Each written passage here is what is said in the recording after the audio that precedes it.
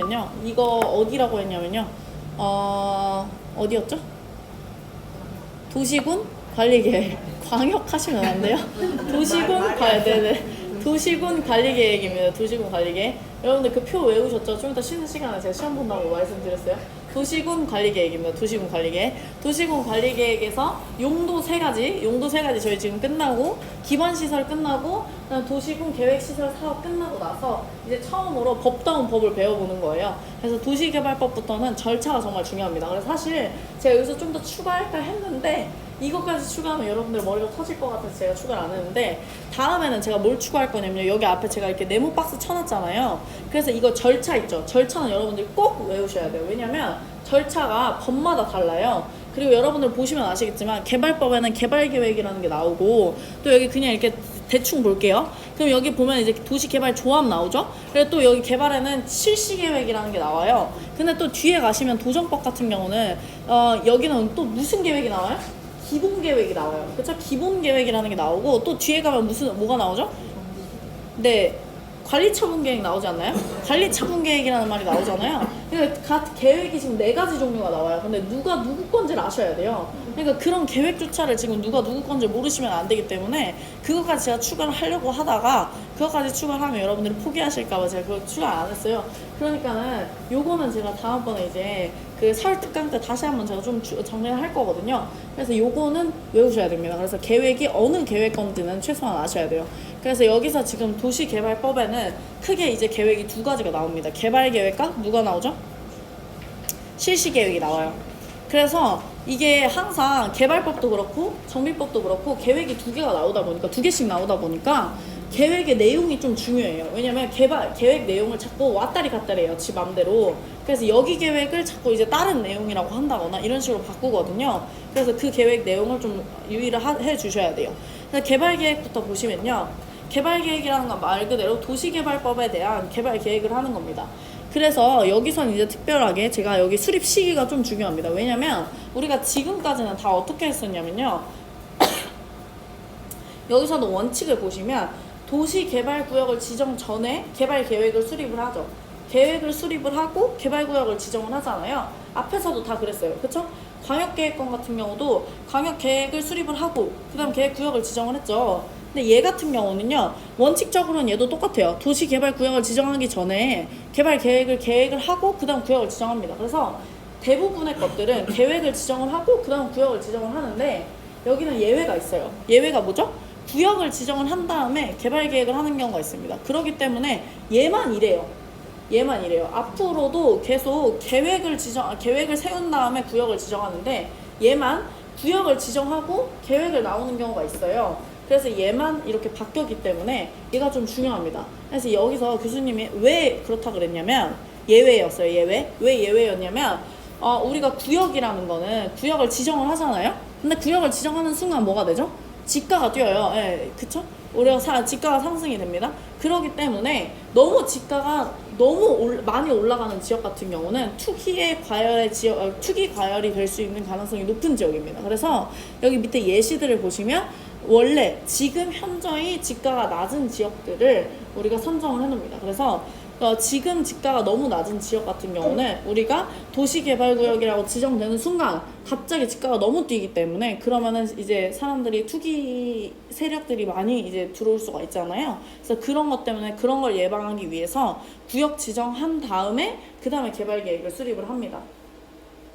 그래서 결국에 여기서 제일 중요한 건 이 예외가 중요하다. 왜 예외가 중요하다고요? 원래 지금까지는 다 계획을 세우고 구역을 지정했는데, 지금은 구역을 지정하고 계획을 수립하는 게 유일한 게 요거예요. 유일한 게. 그래서 요거를 아셔야 됩니다. 그래서 요거는 요 예시까지 다 외우셔야 되는데, 지금은 그걸 외우지 마시고 그냥 지가가 낮은 지역이다 라고만 아시면 될 것 같아요. 그래서 지가가 낮은 지역을 봤더니 자연녹지 지역, 그렇겠죠? 숲 같은 거 그렇게 비싸지 않잖아요. 생산녹지 지역 이런 거 같은 경우 다 녹지자가 붙었어요. 혹은 도시지역 외의 지역. 도시지역에는 그래서 우리 뭐 있다 그랬죠? 제가 도시지역 하면은 우리가 사는 거라 그랬죠. 그래서 주거지역, 상업지역, 공업지역, 녹지지역 이렇게 있다고 했었죠. 그래서 주상공록 요 4가지 외의 지역, 같은 경우, 즉 관리지역, 농림지역, 자연환경 보전지역 얘네들 말하는 거죠. 얘네들 세 가지 지역과 혹은 녹지지역 안에서도 자연녹지와 생산녹지 요렇게 같은 경우는 이미 지금 지가가 이미 낮습니다. 좀 싸요, 땅값이. 그렇기 때문에 사람들이 미리 막 이렇게 많이 사놓을 가능성이 높다는 거예요.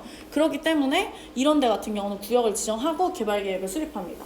그래서 여기가 좀 중요합니다. 이건 정말 많이 나와요.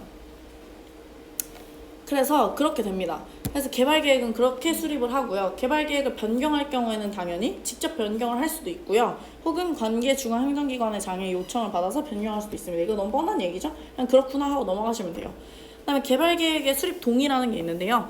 개발계획의 수립 동의라는 건 뭐냐면 우리가 개발을 할 때 개발계획을 할 때 우리가 개발계획을 할 때 이렇게 쓸 때 동의를 받아야 되는데 밑에 이제 잠깐 보시면 개발계획이라는 건 우리가 기본적으로 여러 가지 방식으로 할 수 있는데 그 중에서 환지 방식, 우리가 개발계획의 방식에는 환지 방식 말고도 또 뭐 있죠?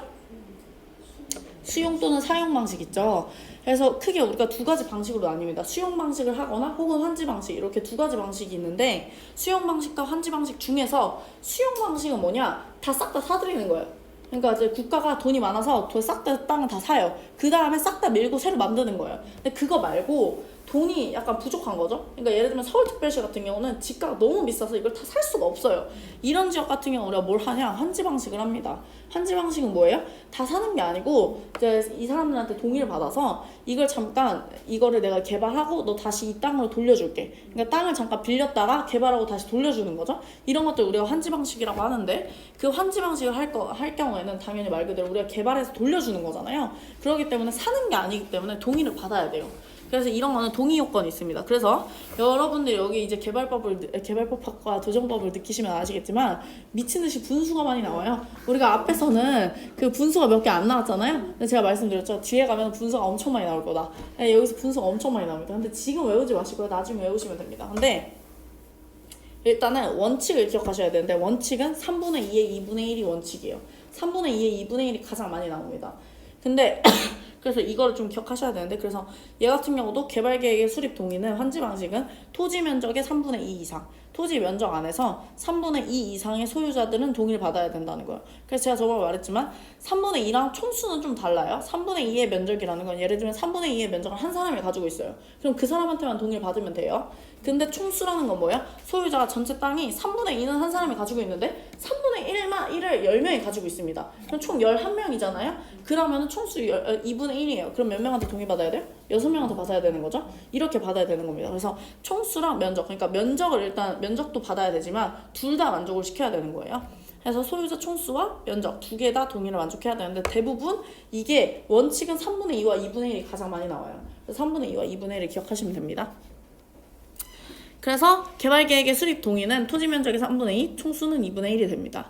단 시행자가 국가 또는 지방자치단체인 경우 당연히 동의가 필요 없겠죠. 국가는 사실 사람들한테 나쁜 짓을 안 해요. 그렇기 때문에 동의가 필요하지 않습니다. 그래서 이거는 민간 사업 시행자가 할 경우에만 그럴 경우에만 우리가 수립 동의를 받아야 됩니다. 그래서 개발계획의 수립의 구체적 도시 기준은 당연히 이게 지금 도시개발법이 도시군 관리계획에 들어가 있기 때문에 도시군 관리계획은 도시군 기본계획과 광역도시계획의 하위계획이잖아요. 그러니까 도시군 기본계획과 광역도시계획에 부합해야 됩니다. 그래서 너무 뻔한 얘기죠. 그래서 개발계획은 사실 여기서는 뭐 다른 얘기보다는 그 예외적인 부분 도시개발구역이 지정 후에 개발계획을 수립하는 거다. 이 부분까지만 여러분들이 기억하시면 다른 것들은 충분히 할 수 있는 부분입니다. 그래서 우리가 원칙적으로 보자면 개발계획을 수립한 다음에 도시개발구역을 하잖아요. 그렇기 때문에 도시개발구역을 이제 그럼 지정을 할 때는 이제 누가 지정을 하냐? 시도지사와 대도시시장이 지정을 합니다. 그래서 이것도 외우셔야 되는데 이것도 나중에 지정권자를 다 정리를 해야 돼요. 왜냐면 지금까지만 해도 여러분들이 지정권자를 너무 많이 배우셨잖아요. 그래서 이미 기억이 안 나요. 그러니까 이것까지 뭐 해서 여러분들이 기억을 하시려고 하지 마시고 그냥 나중에 제가 한번 정리를 해서 다시 말씀을 드릴게요. 그래서 도시개발구역을 지정을 하자 보면 지정권자는 시도지사와 대도시시장이다. 근데 예외적으로는 국장이 있다. 당연하죠. 항상 예외적으로는 국장이에요. 왜냐면 국장은 모든 권한을 가지고 있는 사람이기 때문에 언제나 국장이 모든 걸 다 할 수 있습니다. 그래서 보시면 다 뻔한 얘기 나와 있어요. 국가가 실시할 계획 필요가 있는 경우 당연히 국장이 할 수 있죠. 니은 관계 중앙행정기관의 장이 요청하는 경우. 관계 중앙행정기관의 장이라는 건 누구죠? 장관이에요, 장관. 근데 장관이 가서 시장군수구청장한테 부탁할 수는 없잖아요. 네, 그쵸? 왜냐면 급이 낮은 애들한테 부탁하지 않습니다. 그렇기 때문에 본인과 동급인 사람한테 부탁을 해야 되기 때문에 국장한테 요청을 해야 돼요. 그렇기 때문에 국장한테 갑니다. 공공기관의 장과 정부 출연기관의 장이 30만 제곱미터로 국가계획과 밀접한 관련이 있는 경우 도시개발구역의 지정을 제한하는 경우인데요. 이게 좀 중요해요. 왜냐면 니은과 디귿을 보시면 약간 말이 비슷하거든요. 중앙행정기관의 장은 말 그대로 중앙행정기관의 장이기 때문에 장관들 말하는 거예요. 해양수산부 장관이라든지 얘네들 말하는 거죠. 무슨 장관이라고 붙은 애들 있잖아요. 걔네들은 요청을 합니다. 왜냐면 장관과 장관은 동급이잖아요. 그래서 요청을 하는데 이 공공기관의 장 같은 경우는 누구 말하는 거냐면 공공기관의 장은 장관이 아니고 토지주택공사라든지 아니면 LH 얘네들 말하는 거죠. 이런 애들이기 때문에 이런 애들은 정부 출연기관의 장 같은 경우도 행정기관이 아니에요. 그러니까 여러분들이 착각하시면 안 되는 게 공공기관의 장과 정부 출연기관의 장은 국가의 돈으로 만든 약간 공기업 이런 것들을 말하는 거지 행정기관을 말하는 게 아닙니다. 그렇기 때문에 우리가 그 공기업에 취직하는 거랑 공무원이 되는 건 다른 거잖아요. 그쵸? 물론 비슷하다고는 하지만 어쨌든 다른 거잖아요. 명확하게 말하면. 그렇기 때문에 달라요. 그래서 얘네들은 제한을 하는 겁니다. 행정기관이 아니기 때문에. 그래서 제한을 하는데 그 제한을 할 때는 면접 요건을 충족해야 돼요. 왜냐면 얘네들은 행정기관이 아니고 급이 안 맞잖아요. 급이 안 맞기 때문에 이렇게 높은 사람한테 올 때에는 약간 면적을 충족해봐야 되는데 그 면적이 뭐냐? 30만 제곱미터 이상입니다. 그래서 어쨌든 그렇죠? 그렇게 됩니다. 리를 보시면 둘 이상의 시도 또는 대도시 행정구역에 걸쳐 있는 경우 이것도 마찬가지죠. 시도 또는 대도시 행정구역에 걸쳐 있잖아요. 걸쳐 있기 때문에 대도시 시장이나 시도지사가 권한이 없어요. 걸쳐 있기 때문에. 그러니까 그거 사람보다 높은 사람이어야 되니까 누구죠? 네, 국장입니다. 그래서 그렇게 되고요. 마지막에 천재지변이나 긴급한 사유도 당연히 국장이겠죠. 그렇게 됩니다. 그다음 지정 요청을 할 때는 당연히 시장군수구청장은 시도지사한테 요청을 해야겠죠. 왜냐면 급이 낮기 때문에 자기보다 높은 상급기관인 시도지사한테 요청을 해야 됩니다. 그다음 밑에가 중요한데요. 도시개발구역을 지정을 할 때는요, 요거를 만족을 해야 돼요. 근데 이게 문제가 이제 도시지역뿐만 아니라 나중에 뒤에 가서 엄청 많이 나오거든요. 그래서 이제 그 만짜리 있잖아요. 만짜리. 제가 나중에 만짜리도 정리할 건데 30만짜리, 1만짜리, 3만짜리, 1만짜리도 있고요. 저번에 보시면은 공동구 있잖아요. 공동구도 200만짜리 막 이런 거 있었어요. 여러분들이 기억하실지 모르겠지만 10만짜리, 30만짜리도 있었고요. 막 이런 게 있거든요. 그냥 만짜리가 있어요. 만짜리. 그래서 제가 만짜리도 다시 다 정리를 할 거거든요. 나중에. 그래서 만 시리즈가 있습니다. 그래서 그 만 시리즈를 제가 다시 정리를 할 거예요. 근데 어쨌든 지금 여기서는 이제 만 시리즈가 여기에 있다라는 것만 아시면 됩니다. 도시개발구역의 규모라는 거는 도시지역 자체에 규모를 지정할 때, 도시개발구역을 지정할 때 도시개발구역이라는 거 말 그대로 저번에도 말씀드렸지만 지구단위계획구역이랑 좀 달라야 돼요. 왜냐면 지구단위계획구역은 좀 작은 규모고 도시개발구역은 좀 큰 규모거든요. 그렇기 때문에 큰 규모이기 때문에 어느 정도 규모 이상이 돼야지 큰 규모예요. 그래야지 지구단위계획구역이랑 좀 구별이 되잖아요. 그렇기 때문에 이 규모를 지정을 해줍니다. 근데 주거랑 상업 같은 경우는 너무 크게 또 지으면은 서울특별시 안에서도 솔직히 뭐 땅이 제한이 돼요. 우리나라 땅 규모가 엄청 큰 것도 아니고 그렇기 때문에 1만으로 지정을 하고요. 공학 같은 경우는 공장을 지어야 되기 때문에 어느 정도 3만이 나옵니다. 그래서 여기서 이제 교수님이 말하는 게 이제 03이라는 게 나온다라고 하는데 이 03이라는 아이가 뒤에 가면 자주 등장해요. 그래서 이 03이라는 아이가 나중에 이제 어떻게 등장하는지에 대해서는 이제 말씀을 드릴 건데 여기서는 그냥 03이라는 아이가 나타나는구나 정도만 아시면 돼요. 03이라는 아이가 있구나, 생겨나는구나, 어떤 사람이 생겨나는구나 라는 것만 생각하시면 됩니다. 그래서 규모라는 건 그냥 이상이다. 왜냐면 이게 나중에 또 이하짜리도 있거든요. 근데 이상 이하까지 나중에 외우시면 힘드니까 이거는 이제 어느 정도 상식선에서 해결하셔야 돼요. 왜냐면 도시개발구역이라는 건 도시라는 어느 정도의 아웃라인이 나오려면 커야 된다. 크려면 이상이 돼야겠죠? 그래서 그렇습니다. 잠깐 제가 생각난 건데 이상 말고 나서 저번에 제가 그 도로 있잖아요. 도로 같은 경우는 기반시설 같은 경우는 4m 이하라고 했었어요. 기억나시나요? 네. 괜히 말했나봐요. 그 기반시설이라고 할 때 그 분할 있잖아요. 분할 제한을 할 때 4m 미만으로 이렇게 분할하면 안 된다라고 했었거든요. 그래서 그거는 이하다라고 얘기를 했었는데 여러분들 기억 안 나시면 나중에 할게요. 어차피 제가 다시 할 거니까요. 마지막에 보시면은 도시개발구역에 지정 제한이 있어요. 이거 지정 제한 누가 하는 거예요? 여기 위에 보시면은 네, 사업 시행자가 하는 겁니다. 사업 시행자가 하는 거다 보니까는 말 그대로 국가나 지자체나 도시개발조합은 제외가 됩니다. 이게 더 중요해요. 왜냐면 사업 시행자가 하는 건 안 나와요. 그렇잖아요. 도시개발구역의 지정 제한이라는 거는 상식적으로도 생각해보세요. 도시개발구역을 하면은 누가 돈을 벌겠어요? 사업 시행자가 돈을 버는 겁니다. 그렇죠? 개발을 왜 하려고 하겠어요? 자기들이 돈을 버는 거니까 하는 겁니다. 하려고 하는 건데 그러니까 사업 시행자는 당연히 하려고 하겠죠. 그러니까 제한을 엄청 많이 합니다. 근데 국가나 지자체는 본인들이 돈을 벌려고 할까요? 우리나라 공무원 특성상 자기네들이 그렇게 일거리를 만들지 않습니다. 그러니까 제한은 절대 안 해요. 그리고 여기서 이제 중요한 거는 도시개발조합이 안 한다는 거예요. 도시개발조합이라는 거는 왜 안 한다고 했었냐면 도시개발조합은 아직 만들어지지 않았습니다. 도시개발조합은 도시개발구역이 지정되고 나서 그 다음에 나중에 도시개발조합을 우리가 만든다고 했어요. 도시개발조합은 도시개발구역이 지정되고 나서 거기 사는 사람들끼리 만드는 게 조합이에요. 근데 아직 만들어지지도 않았는데 그 사람들이 모여가지고 조합을 자기네들끼리 맘대로 만든 다음에 지정 제한을 할 수는 없다는 거죠. 그래서 도시개발조합이란 말이 나오면 안 되는 거죠. 그래서 사실 국가나 지자체는 너무 뻔해서 잘 안 나오고요. 도시개발조합이 도시개발구역에 지정 제한을 한다라고 말이 나오거든요. 근데 그게 아니라는 것만 여러분들이 아시면 됩니다. 말이 안 되네 라는 거 정도만 아시면 돼요.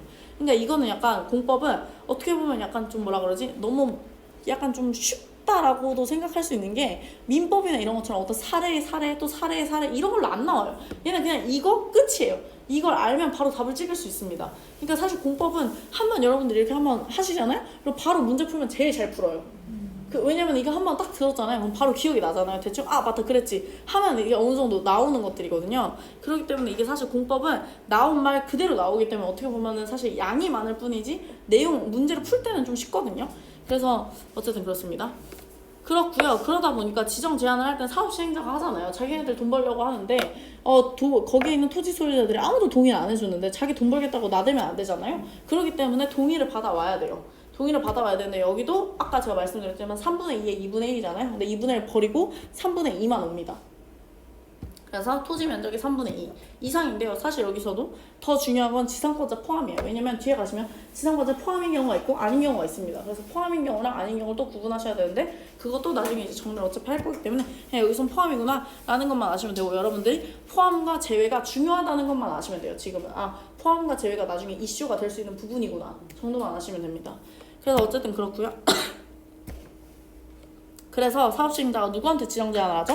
시장 군수 구청장한테 합니다. 당연하죠? 시장 군수 구청장인데 여기서도 좀 의아하셔야 되는 게 지정권자는 누구예요? 시도지사, 대도시 시장인데 지정 제한을 누구한테 해요? 시장 군수 구청장한테 합니다. 근데 이거는 약간 왜 그러냐면은 여러분들이 제가 아까 말했지만 여러분들이 나중에 뭐 시행사나 이런 데 취직하셔가지고 공인중개사로서 돈을 많이 버셔요. 근데 그거를 이게 사업 시행자가 엄청 많이 제한을 하거든요. 근데 생각해보면은 시도지사는 시장은 되게 멀리 있잖아요. 그리고 시장은 한 명이잖아요. 근데 시장군수 구청장은 어때요? 좀 많잖아요. 그러니까 구청장 예를 들면 여기 같은 경우도 강남 구청장만 하더라도 여기 도시개발구역에서 얼마나 많이 제한이 들어오겠어요. 그렇잖아요. 그렇기 때문에 그걸 시도지사가 다 할 수가 없어요. 실질적으로는. 그렇기 때문에 시장군수 구청장한테 지정 제한을 받는 겁니다. 그래서 이거는 약간 예외적인 어떤 조항이기 때문에 좀 중요해요. 이게 좀 많이 나옵니다. 그래서 지정 제한을 시장군수 구청장한테 하고 시장군수 구청장이 시도지사한테 얘네 해줘도 돼? 라고 물어봅니다. 그래서 요청을 하는 거죠. 왜냐면 권한은 자기네들이 없어요. 그래서 권한이 자기네들이 없기 때문에 자기네들은 약간 어떻게 보면 거쳐가는 절차고 그렇게 해서 시도지사한테 요청을 하면 시도지사가 1개월 이내에 통보하고 1개월 이내에 연장합니다. 그래서 이런 게 좀 중요한 게 뭐냐면 이건 딱 이거 하나로 한 문제예요. 왜냐면 사업 시행자에서 1번, 밑에 민간 사업 시행자 동의 요건 2번, 지정 제한 뭐 3번, 그다음 시도지사가 뭐 지정 제한 요청한다 4번, 시도지사가 1개월 이내 통보하고 1개월 이내 연장한다 5번 하면 딱 한 문제잖아요. 그냥 이런 것들이 약간 1, 2, 3, 4, 5번이 잘 만들어지는 문제들을 되게 좋아해요. 그래서 이런 것들이 좀 잘 만들어지고요. 아니면은 그냥 도시개발구역 지정 요거 전체만 하더라도 한 문제를 만들기가 너무 좋은 구성들이 많기 때문에 그래서 문제가 좀 자주 나옵니다. 어쨌든 지금 우리 뭐 한 거냐면요. 개발 계획 했고요. 개발 계획이라는 걸 지정한다. 개발 계획을 수립한 다음에 그다음 뭐 한다? 개발 구역을 지정을 합니다. 그게 원칙이에요. 근데 예외적으로 구역을 지정한 다음에 개발 계획을 하는 경우가 있다. 왜 그런다 그랬죠? 지가가 너무 낮은 지역. 지가가 너무 낮은 지역인 녹지지역이라든지 도시지역, 외의지역 같은 경우는 구역을 지정한 다음에 계획을 수립하는 경우도 있다 까지만 아시면 끝납니다. 지금 다른 것까지는 기억하실 필요 없고요. 그냥 그 정도다라는 것만 아시면 됩니다. 그래서 넘어가면요. 그래서 개발구역을 지정을 했어요. 그럼 이제 지정 효과가 나타나죠. 지정 효과가 도시지역과 지구단위 계획구역으로 결정 고시 의제가 됩니다. 왜냐면은요, 일단 도시개발구역이라는 건 일단 도시군 관리계획에 있잖아요. 도시군 관리계획에 있고 도시개발구역이라는 건 도시로 개발하겠다는 거죠. 그러니까 당연히 도시 지역으로는 결정 고시 의제를 해줘야 돼요. 그렇죠? 그리고 지구단위 계획구역이라는 건요, 도시라는 건 아까 말씀드린 대로 지구보다는 좀 더 큰 개념이죠. 그러니까 당연히 지구단위 계획구역으로는 결정고시 의제를 해줘야 도시로 뭘 하든지 말든지 할 거 아니에요. 그러니까 도시랑 지구단위 계획구역으로 결정고시 의제된다는 건 어떻게 보면 당연한 말입니다. 그래서 그렇게 되고요. 그 다음에 이제 개발행위 허가가 있는데요. 개발행위 허가도 보시면은 우리가 앞에서 배웠었어요. 근데 그게 기억이 어차피 안 나시겠지만 어쨌든 그런 거 배웠었습니다. 근데 여기서도 나오고요. 우리가 뒤에 보시면 도정법에서도 개발행위 허가가 나오거든요. 그래서 이것도 나중에 보시면은 개발행위 허가가 딱 세 가지가 여기서밖에 안 나와요. 뒤에 가시면 뭐 건축법과 주택법에서도 아마 조금씩 나오긴 하는데 거기서는 아마 많이 안 바뀌어요. 그래서 이거 5가지 비교를 하거든요. 그래서 그거 이제 나중에 비교하실 때 아시면 되는데, 어쨌든 간에 개발행위 허가는 우리가 앞에서 배운 거랑 좀 다른 게 뭐냐면 중목에 벌채 및 식재가 추가됩니다. 이게 뭐냐면 도시개발구역으로 딱 지정을 하면 사적 개발을 하면 안 돼요. 그러니까 도시개발구역을 딱 지정을 했죠. 그럼 여기서 뭐 하겠다? 국가가 개발하겠다는 거예요. 그럼 국가가 개발하면 개인이 갑자기 와가지고 건물을 짓는다던가, 아니 개인이 갑자기 와가지고 뭔가 여기다 물건을 쌓는다던가, 아니 개인이 갑자기 와가지고 여기 토지를 분할한다던가 이래버리면 국가가 뭔가 계획하고 싶은 대로 못 하잖아요. 기간 안에. 그렇기 때문에 그런 걸 못하게 하겠다는 거예요. 그래서 그런 걸 하려면 못한다 라고는 안 합니다, 공법에서. 그래서 뭐예요? 허가를 받아라 라고 얘기를 해요. 그래서 그런 허가를 받아야 되는 행위들이 여러 가지가 있는데 그 중에서 하나 추가가 되는 게 나무 심는 거예요. 왜냐면 나무는 한번 심어버리면 뽑기가 힘들기 때문에 나무 심는 거 같은 경우, 도시개발구역 같은 경우, 중목 같은 경우는요, 그냥 단순히 한 나무 정도가 아니고요, 엄청 많은 나무예요. 거의 숲을 만들겠다는 거예요. 그러니까 숲을 만들어버리면 이거 나중에 자르는데 시간 엄청 오래 걸릴 거 아니에요. 그러니까 그런 것들 같은 경우도 규제를 하겠다는 거죠. 그래서 그런 거 같은 거 말하는 거고요. 허용사항이 있는데요. 허용사항 같은 게 응급조치. 뭐 응급적으로 예를 들면 갑자기 건물이 불타 없어졌다던가 이런 거 같은 경우는 도시개발구역이라도 갑자기 해라. 근데 우리가 앞에서는 1개월 안에 신고를 하라고 했는데 여기서는 신고를 안 해도 됩니다. 그냥 응급조치는 그냥 하면 돼요. 그래서 그렇게 되고요. 기득권 보호가 있는데요. 기득권 보호라는 건 뭐냐면 개발구역이 지정되기 전에 이미 건물 짓고 있는 사람들 있잖아요. 이미 건물 짓고 있는데 갑자기 도시개발구역으로 지정이 된 거예요. 그럼 그 사람들은 어떻게 하냐? 그냥 착수를 하면 돼요. 그냥 하고 그냥 건물 지으면 됩니다. 굳이 따로 허가 받을 필요는 없어요. 대신에 뭐 해야 돼요? 신고는 해야 돼요. 나 여기 지금 하고 있어요 라고 알려는 줘야 됩니다. 신고랑 허가는 달라요. 허가는 해도 되나요? 라고 물어봐서 안 돼 하면 그만해야 되는 거고요. 신고는 나 하고 있어요 라고 그냥 통보해. 통보. 나 하고 있습니다 라고 알려주기만 하는 거거든요. 그래서 알리기만 하는 겁니다. 그래서 네 번째 보시면요. 도시개발구역의 해제, 만약 그렇게 했는데 이제 해제가 돼요. 해제가 되는 사유는 이제 뭐냐면요, 도시개발구역이 지정 고시가 됐어요. 도시개발구역을 딱 지정을 했는데 그러고 나서 실시계획 이제 뒤에 나오는 계획이거든요. 그 계획이 3년이 되는 다음 날까지 뭔가 안 된다, 인가가 안 떨어진다, 그러면은 이제 해제가 됩니다. 혹은 도시개발 사업을 공사 완료. 이게 너무 뻔한 얘기거든요. 공사 완료가 됐어요. 그럼 어떻게 돼요? 다음 날. 그래서 다음 날만 보시면 된다 했죠? 다음 날가 3년. 근데 3년은 안 바꿔요. 왜냐면 3년을 바꾼다, 뭐 바꾸기도 하는데요. 그럼 정말 쉬운 문제인 거죠. 근데 여러분들이 이것도 헷갈리시면 안 되는 게, 어떤 건 3년, 어떤 건 5년, 지금만 하더라도 몇 년짜리가 지금 몇 개 나왔잖아요. 벌써 헷갈리기 시작한단 말이죠. 그래서 이것도 나중에 정리를 할 겁니다. 그래서 어쨌든 지금은 이제 개발구역의 지정 효과, 지금 뭐 한 거예요? 개발 계획하고 개발 구역까지만 지정한 겁니다. 개발 구역 지정을 했잖아요. 구역을 지정했으면 자 여기 이제 누가 시행할 거야 라고 이제 누가 시행을 할 건지를 지정을 해줘야 되잖아요. 그래서 시행자가 나와야 돼요. 그래서 시행자 지정 같은 경우 보시면 지정권자가 지정이 돼야 되는데요. 일단은 지정권자 지정하는 방식 중에서 공공사업이 있고요, 민간사업이 있습니다. 공공은 당연히 국가가 하는 거죠. 국가가 직접 하는 경우가 있는데요. 거의 대부분 국가가 안 한다고 하시면 돼요. 안 한다고 생각하시면 됩니다. 국가는 거의 안 해요. 왜냐면 국가는 할 일이 많습니다. 그래서 국가는 거의 안 하고요. 그래서 우리나라가 만든 게 있죠. 누구죠? LH. LH공사는 그래서 맨날 그것만 하잖아요. 그래서 LH 한다거나, 혹은 LH도 부족해서 뭐 만들죠? SH 만들잖아요. 서울주택공사. 뭐 이런 거 만들잖아요. 그래서 지방공사. SH도 지방공사입니다. 서울이 붙었지만 지방공사예요. 그래서 서울자 붙고 이런 어떤 서울이나 인천이나 이런 그런 것들이 붙으면은 지방공사입니다. 근데 이 지방공사가 왜 그걸 구분하실 줄 알아야 되냐면 지방공사가 어떤 건 포함이 되고요. 또 어떤 건 포함이 안 돼요. 근데 어쨌든 간에 공공사 사업 시행자에서는 지방공사가 다 포함이 되는 겁니다. 그래서 어쨌든 공공이 있고 민간이 있습니다. 민간은 아까 제가 말씀드린 대로 여러분들이 돈을 많이 버시려면 민간 사업 시행자들한테 들어가시면 돼요. 그래서 그런 사업 시행자들한테 좀 약간 대표님들 중에서도 이렇게 좀 영업 진짜 잘하시는 분들 같은 경우는 장난 아니에요. 막 1년에 몇 건씩 하십니다. 그래서 그런 분들 같은 경우는 정말 크게 사업을 하시기 때문에 그런 분들은 정말 많이 돈을 주거든요. 그래서 어쨌든 공공사업 시행자, 민간사업 시행자 이렇게 두 개로 나뉩니다. 근데 그 중에서 그거는 이제 별로 안 중요하고 그 중에서 전부환지 방식으로 하는 경우가 있어요. 전부환지 방식이라는 건 뭐예요? 아까 환지 방식이라는 거는 우리가 국가가 돈이 다 없으니까는 그냥 이제 산 걸 가지고 사는 게 아니라 토지 소유자한테 동의를 받고 이걸 개발해준 다음에 전부환지라는 건 싹 다 돌려주는 거예요. 그러니까 원래 환지라는 거는 전부 환지 방식으로 잘 안 해요. 왜냐면은 이게 어느 일부는 수용하고 일부는 환지 방식으로 합니다. 그래서 일부는 돈으로 그냥 주고 사고 나머지 그러니까 싼 거는 어느 정도 다 사고 나머지 너무 비싼 것들만 토지 소유자들한테 동의를 받아가지고 이거는 내가 개발해서 너네한테 돌려줄게 이런 식으로 하는데 전부 환지 방식이라는 건 너무 비싼 거예요. 서울특별시 이런 거 다 못 사잖아요. 절대 못 사거든요. 그러니까 싹 다 그냥 전부 환지 방식으로 하는 거예요. 그런 경우에는 누가 해야 돼요?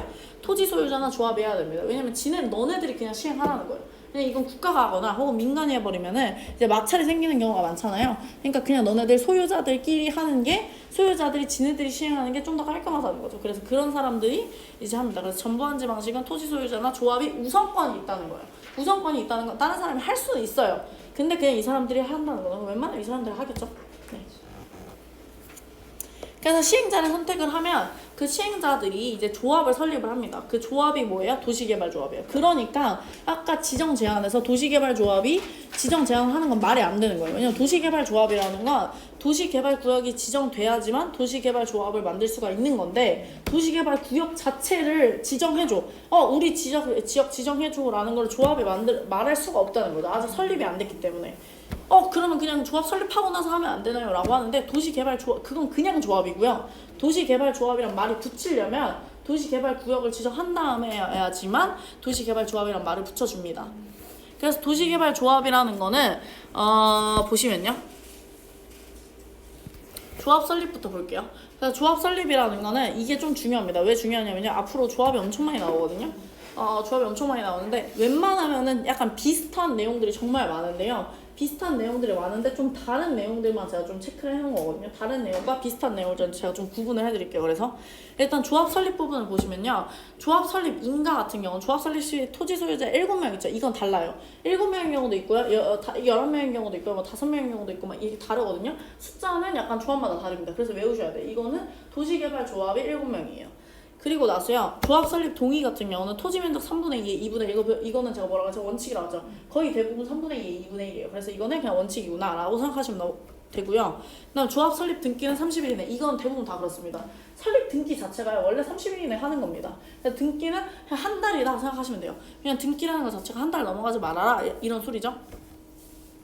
그다음에 조합원의 자격이 있는데요. 조합원의 자격은 좀 조심하셔야 돼요. 왜냐면 토지 소유자만 되는 경우가 있고요. 토지 소유자 중에서도 동의한 사람만 되는 경우가 있고요. 동의 안 한 사람들은 안 되는 경우가 또 있고, 그다음에 뭐 지상권자도 되는 경우가 있고, 아니면은 토지 소유자 중에서도 토지랑 건축물 둘 다 소유자여야지만 되는 경우도 있고 막 이렇거든요. 근데 얘는 뭐만 되냐면 토지 소유자만 됩니다. 그래서 그렇게 되고요. 두 번째, 조합원의 권리를 보시면요. 면적에 관계없는 평등한 의결권인데 이건 대부분 다 그래요. 평등한 의결권, 면적이랑 관계 이식 의결권을 행사하지 않습니다. 예를 들면 저는 100평을 가지고 있고 이 사람은 1평을 가지고 있어요. 그래도 한 표 한 표예요. 대부분 다 그렇습니다. 그래서 조합원은 그냥 권리는 한 표 한 표입니다. 그래서 조합원의 임원 보시면요. 임원은 다 똑같아요. 조합원, 이사, 감사밖에 없어요. 이거는 조합원이라서가 아니라요. 이게 지금 법인이잖아요. 법인. 조합이 법인이거든요. 법인들이 다 그래요. 법인이 다 조합장하고 이 대표랑 이사 감사가 있거든요. 여기서도 그 대표가 조합장이고 조합장, 이사 감사가 있습니다. 임원의 결격 사유는 다 똑같아요. 그래서 이거는 다 모든 조합이 그렇습니다. 임원의 결격 사유라는 건 임원이 될 수 없는 거예요. 그러니까 조합장, 대표랑 이사랑 감사가 될 수 없다는 거지. 그 조합원은 될 수가 있습니다. 그러니까 왜냐면 제가 토지 소유 내가 내 토지를 가지고 있는데 갑자기 내가 미성년자라고 해서 이렇게 퇴출당하거나 이러진 않는다는 거죠. 그래서 조합원은 될 수가 있습니다. 그래서 첫 번째가 이제 피성년 후견인, 피한정 후견인 또는 미성년자. 니은이 이제 판산성으로 보관되지 않는 자, 뭐 디귿이 뭐 금고 이상의 실형을 받고 뭐 2년이 지나지 않는 자, 리을이 뭐 금고 이상의 형을 선고받고 집행유예 중인 자는 다 똑같아요. 앞으로. 그래서 이런 건 절대 문제가 안 나와요. 왜냐면 웬만하면 다 똑같거든요. 그래서 이거는 우리가 나중에 그 중개사 실무 보시면은 뭐였죠? 금지행위. 그쵸? 아, 금지행위가 아니죠? 결격사유. 결격사유에서 나왔었잖아요. 그래서 결격사유 부분에서만 보시면 됩니다. 근데 이건 다 똑같이 나오기 때문에 그것만 아시면 되고, 그냥 이게 임원의 결격사유라는 거예요. 조합원의 결격사유가 아니에요. 그래서 보통 이런 문제는 뭐 2년을 3년으로 바꾼다던가 이런 걸 바꾸지 않고 그냥 이런 사람은 조합원이 될 수 없다 이렇게 나와요. 그러니까 조합원은 될 수 있는 거고요. 임원이 될 수 없는 거예요. 그래서 그것만 아시면 되고요. 밑에 보시면 임원의 자격 상실 같은 경우는요, 결격사유에 해당하게 된 자는 그 다음 날부터 자격을 상실해요. 그러니까 미성년자가 뭐 갑자기 그렇게 될 리는 없겠지만, 예를 들면 갑자기 제가 파산을 당했어요. 그럼 그 다음 날부터 자격을 상실한 거죠. 그다음 감사, 이것도 다 똑같습니다. 감사는 계약이나 소송에 관해서는 감사가 조합을 대표합니다. 그래서 감사는 대부분 변호사들이 합니다. 그래서 그렇고요. 겸직금지도 다 똑같아요. 대부분 겸직금지를 못해요. 그러니까 여러 개의 조합에 들 수가 없어요. 왜냐면 제가 토지를 여기도 가지고 있고 저기도 가지고 있다고 해서 여기에 조합도 들고 저기에 조합도 들 수는 없어요. 그래서 보통 그런 거는 안 됩니다.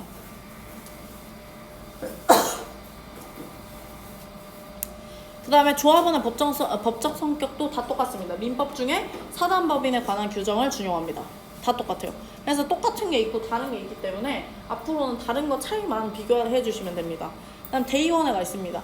법인이기 때문에 대의원회가 있거든요. 왜냐면 조합은 사람이 많잖아요. 사람들이 다 모여가지고 할 수는 없어요. 그래서 일단은 조합이 나오는 이상 크게 두 가지가 나오는데요. 대의원회와 총회는 무조건 나와요. 총회는 뭐냐면 말 그대로 사람들이 다 모여서 하는 회의예요. 그래서 총회가 당연히 더 힘이 센 거겠죠? 근데 대의원회는 뭐냐? 총회를 다 모집할 수가 없으니까 그 중에서 좀 약간 우리나라에서 뭐 예를 들면 국회의원 회의처럼 대의원회를 두겠다는 거죠. 그래서 근데 얘 같은 경우는 임의적 기관입니다. 우리가 뒤에 도정법 보시면 대의원회는 필수적 기관이라고 했잖아요. 근데 얘 같은 경우는 임의적 기관이에요. 그래서 대의원회는 둬도 되고 안 둬도 돼요. 그냥 조합 마음이에요. 그래서 우리가 대의원을 두겠다라고 하면은 두는 거고, 안 두겠다 하면 안 둬도 됩니다. 근데 대의원의 수는 어때야 돼? 총수의 10% 이상입니다. 이것도 웬만하면 그래요. 웬만하면 그렇고요. 그다음 대의원의 권한이 있는데요. 이거는 정말 많이 나와요. 대의원의 권한. 대의원의 권한이 왜 많이 나오냐면요. 총회랑 대의원회를 헷갈리시면 안 되는데요. 일단은 밑에 보시면 밑에만 아시면 돼요. 대의원회라는 건 말 그대로 좀 약간 절차의 편의성 때문에 만들어 놓은 거거든요. 그렇기 때문에 절차의 편의성이 필요하지 않은 거는 안 되는 거예요. 그래서 첫 번째, 정관의 변경. 정관이라는 거는요, 우리가 법인을 만들 때 어떤 약간 서류예요. 우리가 약간 계약서라고 생각하시면 돼요. 그냥 우리가 같이 어떤 사업을 할 때 약간 동업계약서라고 생각하시면 되거든요. 동업계약서를 쓰는데 동업계약서를 그 몇 명 빼놓고 몇 명끼리만 수정하면 안 되겠죠, 당연히. 그러니까 당연히 변경하는 거는 대의원회가 대신할 수 없습니다. 다음 니은은 뭐냐면 개발계획이거든요. 개발계획은 지금 이 사람들이 개발계획을 제대로 수립하려고 만든 사람이기 때문에 당연히 개발계획 같은 중요한 건 안 돼요. 환지계획 같은 경우도 뭐예요? 토지 소유자들이 나는 토지를 어떻게 받을 것인지에 대한 그런 게 되게 중요한 사항이잖아요. 그렇기 때문에 환지계획도 당연히 안 됩니다. 그러니까 계획 같은 거는 함부로 못 바꿔요. 그리고요, 마지막에 조합 임원이라는 거는 조합장이나 이사나 감사, 내가 모르는 사이에 갑자기 대표가 바뀌어, 이런 건 좀 말이 안 되잖아요. 그런 것들은 안 됩니다. 그리고 조합의 합병이나 해산, 말이 안 되겠죠. 갑자기 뭐 조합 자체가 없어지거나 조합 자체가 누구랑 합치는데 내가 조합원인데 몰라, 그런 건 말이 안 되잖아요. 그런 말이 안 되는 것들은 안 됩니다. 그래서 이런 것들도 이런 것들은 다 안 된다 는 건 문제가 되게 많이 나오기 때문에 알아두셔야 됩니다. 그래서 지금이 이제 도시개발조합이에요. 그래서 다시 보시면 지금 우리 뭐 했냐면요, 개발계획을 수립을 하고, 그 다음 뭐 했죠? 도시개발구역을 지정을 했어요. 도시개발구역을 지정을 한 다음에 누구 지정하죠? 시행자. 누가 할 건지 지정해야 돼요. 시행자 지정한 다음에 누가 하죠? 네, 도시개발조합을 수립합니다. 그쵸? 얘네들이 설립하는 거죠. 그 다음에 이제 나오는 게 실시계획을 합니다. 이제 그러면은 누가 뭐 할지가 다 정해진 거예요. 자, 너는 뭐 해? 너 뭐 해? 역할이 정해졌잖아요. 그럼 이제 본격적으로 실시를 해야 되는 거예요, 계획을. 그래서 그게 뭐예요? 실시계획입니다. 이제 우리 본격적으로 시작하자. 오케이, 시작. 이렇게 하는 게 이제 실시계획입니다. 그래서 실시계획은 내용이 중요해요. 내용이 뭐가 있냐면요. 설계도서랑 자금계획이랑 시행기간. 이거는 엄청 많이 나와요. 그래서 이거 자체가 한 지문이거든요. 근데 이것도 아셔야 돼요. 실시계획은 설계도서랑 자금계획이랑 시행기간입니다. 생각해보면 어떻게 보면 맞는 말이에요. 왜냐면은 도시개발을 할 때 우리가 도시개발을 얻다가 뭘 지을지 설계를 당연히 해야겠죠. 그러니까 도면이 필요하고요. 그다음 두 번째, 자금을 얻다가 얼마 쓸지를 써야겠죠. 그런 기본적인 계획이 들어가야 되고 언제 끝날지가 나와야 됩니다. 그게 이제 기본적인 실시 계획이 들어가는 겁니다. 그래서 그게 이제 실시 계획이고요. 당연히 실시 계획 인간은 지정권자한테 받아야 되고요. 의견 청취는 당연히 뭐라 그랬어요? 하나 아랫 사람들한테 받는다고 그랬죠. 그래서 국장은 시도지사, 대도시장한테, 시도지사는 시장운수구청장한테 받습니다. 실시계획의 고시효과는 당연히 뭐겠어요? 도시군 관리계획으로 결정 고시 의제가 되는 거죠. 왜냐면 도시개발법이라는 건 도시군 관리계획 안에 들어가 있는 거잖아요. 그러니까 그렇습니다. 다음 사업 시행 방식을 보시면요. 수용 및 사용 방식과 제가 아까 환지 방식 이렇게 두 가지가 있다고 그랬잖아요. 그래서 일단 수용 및 사용 방식부터 보시면 간단하게 생각하시면 수용 및 사용 방식은 국가가 돈으로 싹 다 사드리겠다는 거예요. 싹 다 사드리겠다는 거에는 일단 문제가 있겠죠. 얼마에 사드릴 거냐. 이게 이제 가장 큰 문제입니다. 그래서 여러분들 보실 때 사실 얼마에 사드릴 거냐만 보시면 돼요. 결국에는. 근데 일단은 뭐 디테일하게 보면 일단 수용 요건을 보시면요. 민간 시행자의 경우에는 일단 국가가 시행자예요. 국가가 시행자의 경우에는 국가는 사기치지 않아요. 그렇기 때문에 얘네들한테는 동의를 안 받아도 됩니다. 근데 민간 사업 시행자들은 얘네들은 돈을 벌려고 이걸 하는 거란 말이죠. 그렇기 때문에 약간 사기칠 수도 있어요. 그래서 사업 시행자들한테 나 수용 방식 내가 너네들 다 수용할 건데 괜찮아? 라고 물어봐야 됩니다. 당연히 안 괜찮다고 하겠죠. 그래서 불가능해요. 근데 얘네들도 당연히 뭐예요? 원칙입니다. 3분의 2에 2분의 1. 그래서 3분의 2, 2분의 1이 원칙이라는 것만 기억하시면 돼요. 그래서 다 원칙이 나옵니다. 그러니까 이걸 뭔가 다 외우시지 마시고 그냥 기본이 3분의 2, 2분의 1만 외우시면 돼요. 다 원칙입니다. 지금은. 공지법의 특례 이게 더 많이 나오거든요. 공지법의 특례라는 거는 말 그대로 공지법의 특례라는 말 자체를 좀 이해하셔야 되는데 우리가 공지법을 준용한다는 말과 공지법의 특례라는 말은 반대말이에요.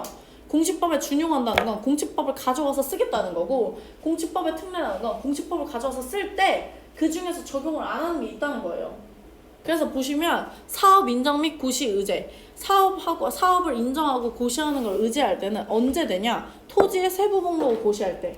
근데 말이 이렇게 그대로 나오거든요. 그러니까 이걸 뭔가 이해한다고 생각하지 마시고 생각해보면 토지의 세부 목록을 토지가 너는 누가 여기는 너 누구 거 여기는 누구 거 여기는 누구 거라고 다 이제 도면에 나오겠죠. 그거를 이제 고시를 해줍니다. 그 도시개발법에서 우리가 여기 서울특별시 어디서부터 어디까지는 우리가 개발할 거예요 라고 나왔죠? 그럼 자 여기서부터 뭐 여기 100평은 너 거 여기 100평은 어디 거 여기 100평은 누구 거 이렇게 다 정해지잖아요. 그거를 이제 뭐 인터넷상에서 띄웁니다. 그럼 그게 딱 되는 순간 뭐가 되는 거야? 사업을 인정해 주는 거야. 오케이 시작. 이렇게 되는 겁니다. 그게 이제 사업 인정 고시의 의제라고 얘기를 합니다. 그럼 이때부터 뭐가 돼요? 수용권이 생겨요. 그럼 그때부터 이제 살 수 있는 겁니다. 시행자가. 왜냐면 동의했다 치는 거예요. 그다음 두 번째가 이제 재결 신청 기간인데요. 그렇게 이제 고시를 해버리면 나는 마음에 안 드는데요 라고 얘기할 수 있잖아요. 그런 걸 이제 재결 신청이라고 하는데 다시 해주세요 라고 하는 재결 신청 기간은 언제까지 해야 돼요? 시행기간 종료일까지. 시행기간이 끝날 때까지. 그러니까 다 마무리가 되기 전까지 계속 얘기할 수 있다는 거예요. 까지 하여야 한다. 그래서 1년은 아니다 라고 얘기하시면 되는데 근데 이거는 말 그대로 나옵니다. 그냥. 그리고 이거는 뭔가 여러분들이 뭔가 외운다고 생각하지 마시고 앞으로도 계속 나오거든요. 이게 뒤에 가면 공지법의 특례 똑같이 이 두 문장이 계속 나와요. 그럴 때 몇 번 듣다 보면은 그냥 문제에서 이게 뭔 말인지 몰라도 오를 치면 됩니다. 이게 웬만하면 틀린 문장으로 잘 안 나와요.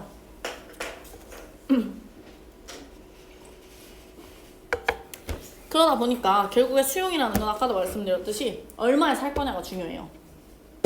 근데 수용 방식을 하려고 봤더니 돈이 조금 부족해요.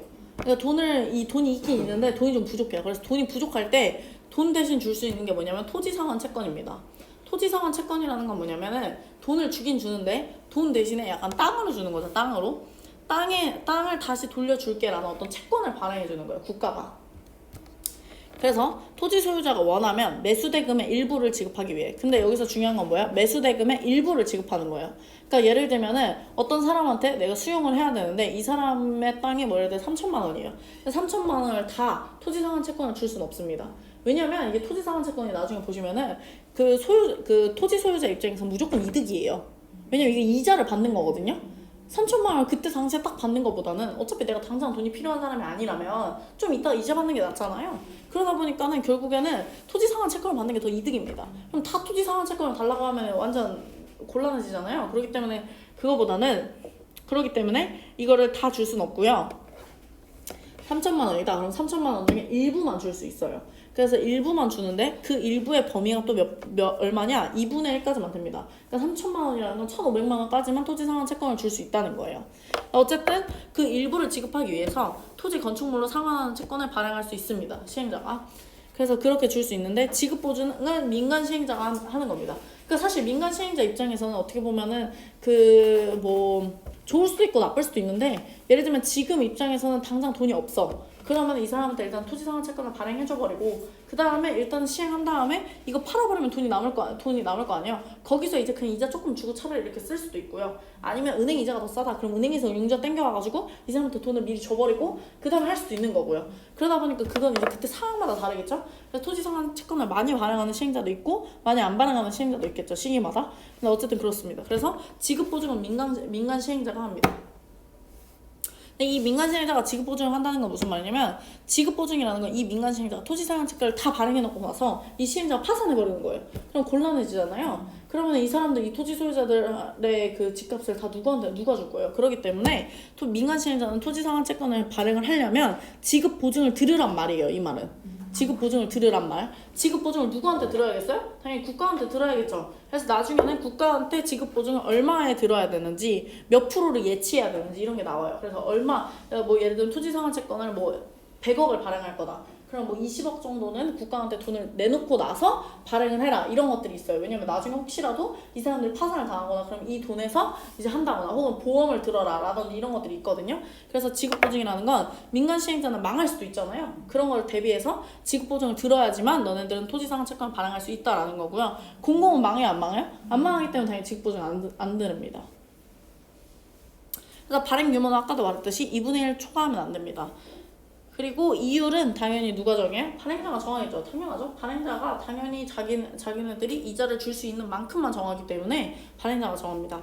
발행 방법은 이걸 누구한테 주는 건지가 정해져야 되기 때문에 김영식 증권입니다. 그래서 누구누구한테 준다라는 게 나옵니다. 하지만 여기서 중요한 게 뭐예요? 양도가 가능해요. 그래서 이건 문제가 정말 많이 나옵니다. 그래서 발행 방법은 김영식 증권이지만 하지만 양도가 가능합니다. 제가 노란색으로 친 이유가요. 여러분들 한 번 들으면 다 알아요. 이런 것들은. 네, 그래서 이런 게 많이 나오는 거긴 하지만 한 번 들으면 알 수 있는 내용이라서. 마지막에서도 발행 계획의 승인은 당연히 지정권자가 승인을 하겠죠. 그다음에 이주대책이 있는데요. 이주대책이라는 거는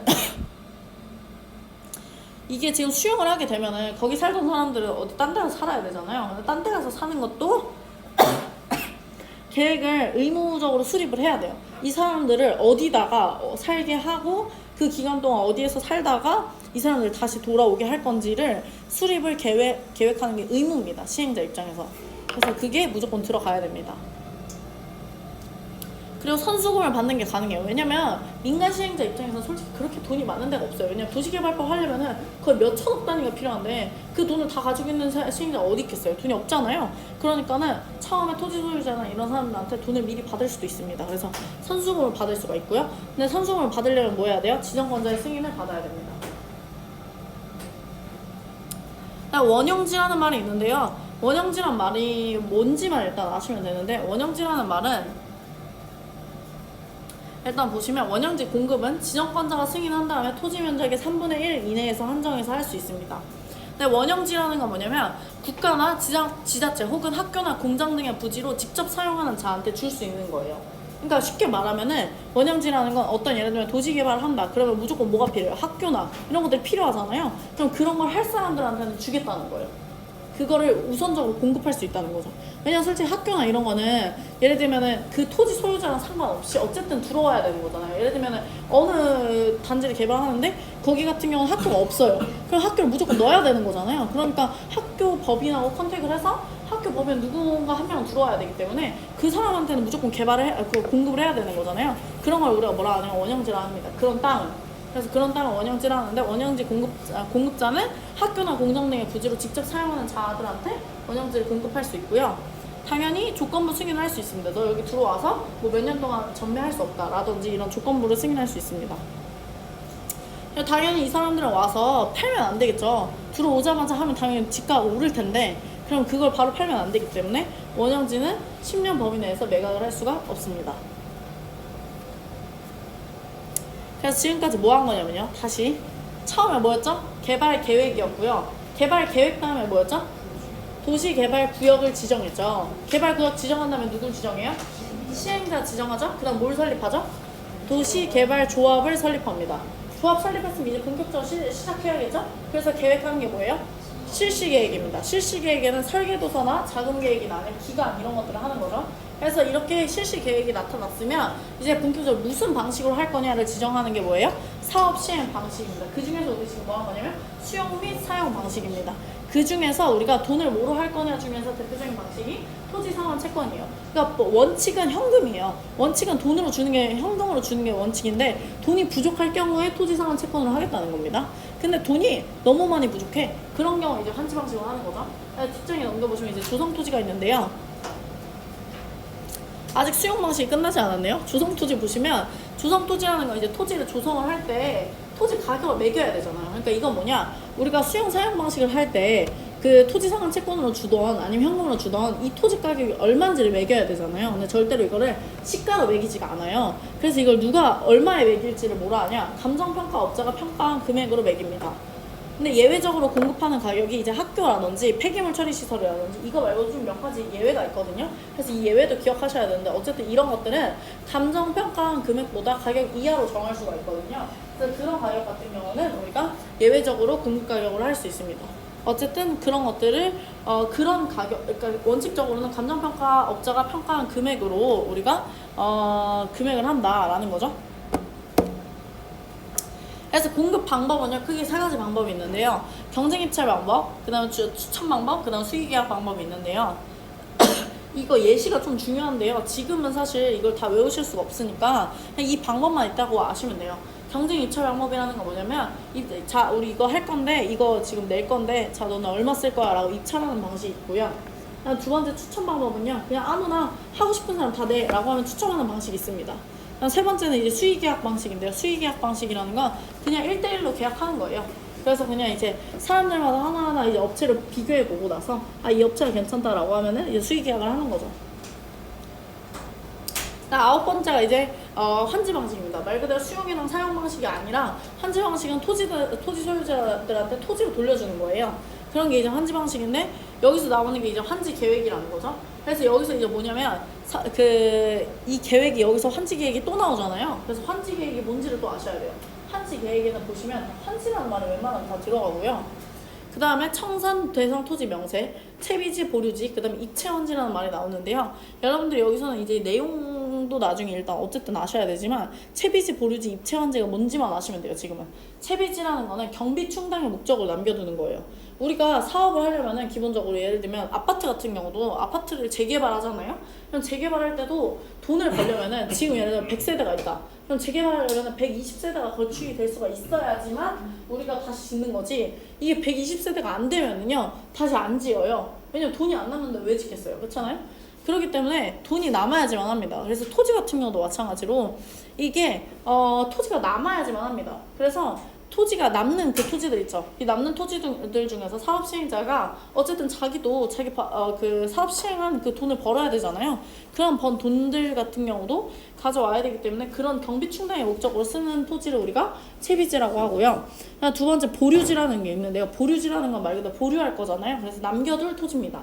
남겨둘 토지라는 건 뭐냐면요. 일단 토지가 대표적으로는 약간 뭐냐면은 나중에 주민센터라든지 이런 걸 막 지어야 되잖아요. 근데 이게 정확하게 위치가 아직 안 정해졌다던가 이런 것들 있죠. 혹은 기반시설 같은 것 중에서 필요한 게 있는데 아직 예정이 안 되어 있다던가 이런 것들 있죠. 이런 것들을 위해서 토지를 일부러 좀 남겨놓습니다. 그래서 예를 들면 보류지도 몇 프로 이상 남겨라 이런 것들이 있거든요. 그래서 그런 것들이 이제 남겨둘 토지의 명세라는 것들이 나옵니다. 그래서 어디 부분에서 어느 만큼 남겨둘 건지 혹은 도로 같은 것들 있죠. 이런 것들 때문에 최소한 어느 정도 남겨둬야 될 부분들이 있어서 보류지는 남겨둘 토지라는 것만 아시면 됩니다.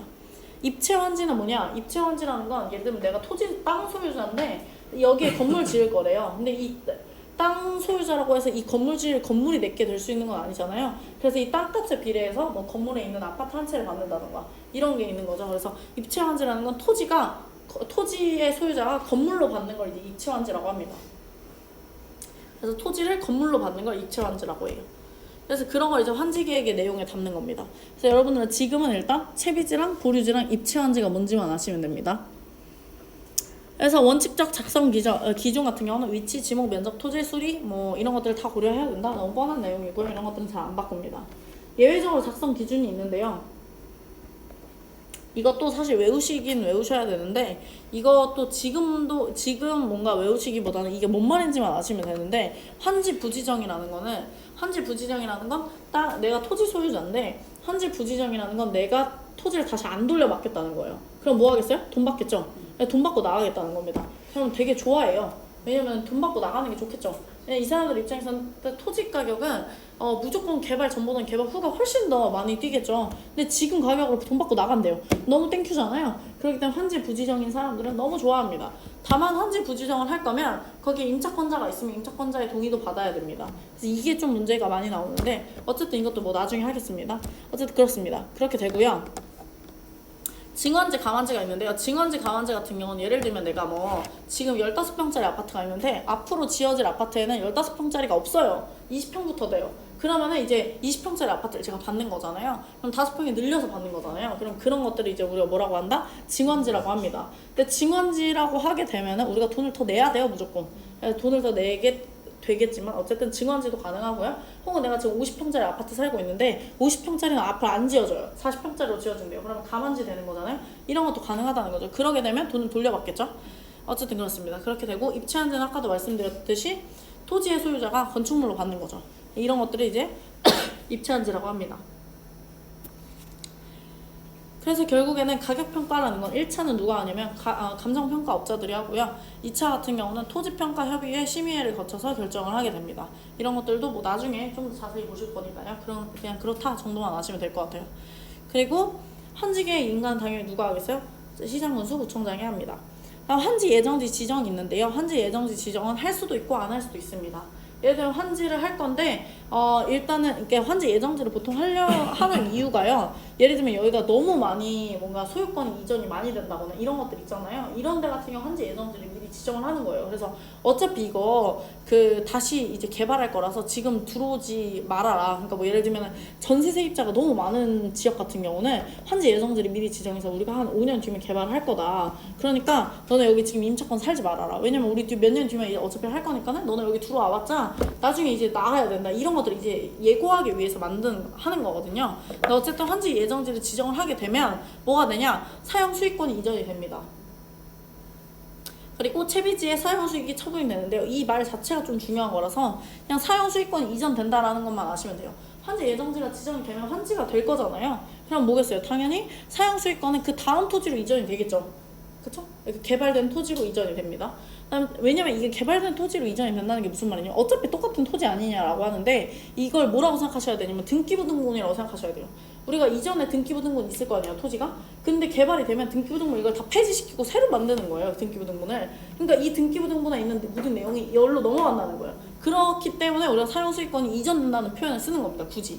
왜냐면 어차피 똑같은 토지가 개발된 똑같은 토지잖아요. 근데 뭐가 이전된다는 거야? 라는 생각을 드실 수도 있는데 이게 등기부상에서 사용수익권이 이전이 되기 때문에 이전된다는 표현을 그냥 굳이 쓰는 겁니다. 다음 니은도 보시면 채비지에 사용수익 처분이 있는데요. 채비지는 아까 뭐라고 했죠? 경비 충당을 위한 거예요. 근데 경비 충당이라는 거는 뭐예요? 얘를 팔아야지 이 사람들이 돈을 벌겠죠. 그렇기 때문에 예를 들면은 뭐 식당이나 이런 것들이 미리미리 들어오는 거죠. 예를 들면 마곡 같은 경우도 제가 알기로는 아직 다 도시개발이 완료가 안 됐거든요. 도시개발 완료가 안 됐어도 지금 뭐 사람들이 다 들어와서 살잖아요. 그러니까 상가나 이런 거 미리 다 입주가 되어 있죠. 이런 거 같은 경우는 미리 사용수익 처분 권리를 소유권이 넘어간다고 해야 사람들이 사지 소유권이 안 넘어간다고 하면 누가 사요? 그쵸? 안 산단 말이죠. 그렇기 때문에 채비지 같은 경우는 얘는 사용수익권만 이전되는 게 아니라 처분권까지 다 넘어갑니다. 그래서 채비지만 좀 다르다 라고 생각하시면 돼요. 어쨌든 그렇게 다 되면 뭐가 되냐? 그 다음에 이제 준공검사를 하고 그런 공사 완료 공고가 됩니다. 네, 여러분들 이런 뭔가 디테일한 내용을 다 기억하시는 것보다는요, 지금 그냥 절차만 기억하신다고 생각하시면 돼요. 그래서 가장 처음에 뭐였었냐면은, 뭐였죠? 개발 계획이었죠? 개발 계획이 된 다음에 뭐 하죠? 개발 구역을 지정합니다. 개발 구역 지정한 다음에 누구 지정하죠? 시행자 지정하죠. 시행자 지정한 다음에 뭐 설립하죠? 네, 도시개발조합 설립합니다. 도시개발조합 설립했으면 이제 본격적으로 뭐 해야 돼요? 네, 계획 실시해야 되니까 실시계획하죠. 실시계획을 했어요. 그럼 거기에 이제 무슨 방식으로 할 건지 사업 방식을 정해야 되죠. 사업 방식에는 크게 두 가지가 있다고 그랬어요. 사용 수익 방식과 수용과 사용 방식과 그다음에 여기 이제 환지 방식이 있는 거죠. 그렇게 되고 그렇게 방식이 정해졌으면 이제 시행을 하겠죠. 실질적으로 시행을 한 다음에 마지막에 이제 준공검사하고 그다음에 공사 완료 공고를 하면 끝나는 겁니다. 그렇게 공사 완료 공고가 끝나면 이제 환지 같은 경우는 돌려줘야 돼요. 공사 끝났잖아요. 그래서 이제 환지를 원래 소유자한테 돌려줘야 됩니다. 그런 걸 우리가 뭐라 하냐? 환지 처분이라고 합니다. 그래서 환지 처분이라는 거는 사업이 종료된 후에 종전한 토지에 가름하여서 새로운 토지를 교부한다는 원래 새로운 토지를 다시 준다는 거죠. 부족한 사람들한테는 돈을 돌려줘야겠죠. 혹은 더 많이 받은 사람한테는 돈을 받아야 됩니다. 그런 것들을 하는 거 이제 환지 처분이라고 하는 거죠. 환지 처분의 효과는 일단 첫 번째 권리의 이전이 됩니다. 권리의 이전과 이체 환지 처분의 효과, 그 다음에 채비지 보류지 소유권 같은 경우 다 보시면 결국에는 여기서 제일 중요한 건 뭐예요? 언제가 되는지가 중요한데 다 뭐예요? 다음 날입니다. 그래서 여기 보시면 권리 이전 언제 되죠? 환지 처분 공고일 다음 날 됩니다. 입체 환지 처분의 효과 언제 되죠? 환지 처분 공고된 다음 날 되죠. 저당권도 환지 처분 공고일 다음 날 됩니다. 그다음 채비지 보류지 소유권 같은 경우 보시면 채비지 같은 경우는 시행자가 소유권을 취득하고 보류지 같은 경우 환지 계획에서 정한자가 소유권을 취득한다. 언제 취득하죠? 환지 처분 공고일 다음 날입니다. 다른 뭐 디테일한 내용들이 있는데요. 사실 디테일한 내용은 지금 기억하지 마시고요. 일단 지금 제일 중요한 건 환지 처분이라는 게 됐다 라고 하면 그게 언제 되는 거냐? 환지 처분 공고일 다음 날에 다 소유권이 이전되는 거다 라는 것만 아시면 돼요. 여기서는. 그러니까 환지 처분이라는 것 자체가 소유권을 돌려주는 행위예요. 왜냐면은 환지라는 거는 소유권을 잠깐 뺏어왔다가 다시 돌려주는 거거든요. 왜냐면 개발을 했다가 다시 돌려줄게 라고 약속을 한 거잖아요. 그러니까 돌려주는 건데 그걸 언제 돌려줄 거냐? 환지 처분 공고일 다음 날 돌려주는 거라는 거죠. 그걸 우리가 환지 처분의 효과라고 얘기를 합니다. 그래서 그게 권리든 입체 환지든 채비지든 보류지든 어쨌든 간에 다 언제 돌려줘요? 환지 처분 공고일 다음 날 돌려줍니다. 근데 그 중에서 이제 예외가 하나가 있는데요. 지역권 있죠, 지역권. 지역권이라는 거는 도시개발구역에서의 토지에 대한 지역권은 종전의 토지에 존속한다라는 건데, 이게 사실 좀 이해가 안 되실 수도 있는데, 이 지역권이라는 게 지역권의 특성을 좀 이해하시면은 그런데, 사실 이거를 이해하시는 게 좀 더 힘들기 때문에 그냥 이 말 자체를 외우시는 게 더 빨라요. 그래서 지역권은 그냥 종전의 토지에 존속한다라고 그냥 아시면 됩니다. 왜냐면 문제가 그냥 이거 자체로 나오거든요. 그래서 지역권은 종전의 토지에 존속합니다. 그래서 유일하게 종전 토지에 존속하는 게 지역권밖에 없고요. 나머지는 종전 토지에 존속하는 게 없어요. 싹 다 사라지고 어디로 갑니까? 새로운 토지로 갑니다. 다만 행사할 이익이 없어진 지역권이라는 건 아무것도 남아있는 게 없다는 거예요. 효과가 없어요. 효과가 없으면은 당연히 있을 필요가 없겠죠. 그런 것들은 소멸합니다. 언제 소멸하죠? 환지 처분 공고된 날에 소멸해요. 여기다 다음날 붙이면 이제 또 하는 거죠. 그래서 문제는 사실 이런 거에 나옵니다. 그래서 이렇게 나오는 거지만 어쨌든 이것도 나중에 이런 예외 같은 경우 나중에 한번 보시면 되고, 지금은 원칙을 기억하시는 게 우선인 것 같아요. 그래서 소유권은 환지 처분 공고일 다음 날에 소유권이 이전이 된다라는 거고요. 청산금이라는 건 그래서 결국에 증한지나 감한지인 사람들이 받는 거예요. 그렇지 않겠어요? 왜냐면 내가 더 많이 받았거나 혹은 덜 받았거나 혹은 아예 안 받았거나 이런 사람들이 청산금을 받게 됩니다. 그래서 돈을 받는데요. 이 돈도 언제 받아요? 환지 처분 공고된 다음 날 받습니다. 왜냐면 소유권을 이전된 다음에 받지 소유권 이전되기 전에 돈을 주지 않겠죠? 그래서 그렇습니다. 근데 얘는 이거보다는요. 징수 교부 시기가 더 많이 나와요. 그래서 징수 교부 시기는 환지 부지정자 같은 경우는 환지 처분 전이라도 받겠죠. 왜냐면 환지 부지정자는 나 돈 안 받고 나갈래 라고 하는 건 왜 그러겠어요? 돈이 급한 거예요, 그 돈이. 왜냐면은 좀만 기다리면은 집가가 뛰는데 그래도 안 받겠다는 거는 돈이 급하다는 거잖아요. 그러니까 당연히 그 전이라도 환지 처분 전이라도 돈을 받을 수 있어야겠죠. 그래서 청산금을 교부할 수 있습니다. 그다음 마지막에 이제 강제징수 할 수 있는데요. 강제징수는 행정처분 가능하지만 당연히 민간시행자는 조폭이 데려가서 하면 안 돼요. 그렇기 때문에 얘네들은 불가능합니다. 그래서 얘네들은 위탁을 하거든요. 근데 이거 나중에 위탁 수수료도 나와요. 위탁 수수료는 무조건 4%입니다. 그래서 위탁, 우리가 민간시행자가 국가한테 위탁만 할 수 있어요. 국가한테 대신에 돈을 걷어달라고 얘기할 수 있거든요. 그렇게 할 때는 민간시행자가 행정처한테 수수료를 내야 되는데 4%를 냅니다. 이것도 이제 나중에 하실 거예요. 그리고 소멸시효는 항상 5년입니다. 공법에서는. 네, 맞아요. 소멸시효 맞아요. 소오. 소밖에 없네.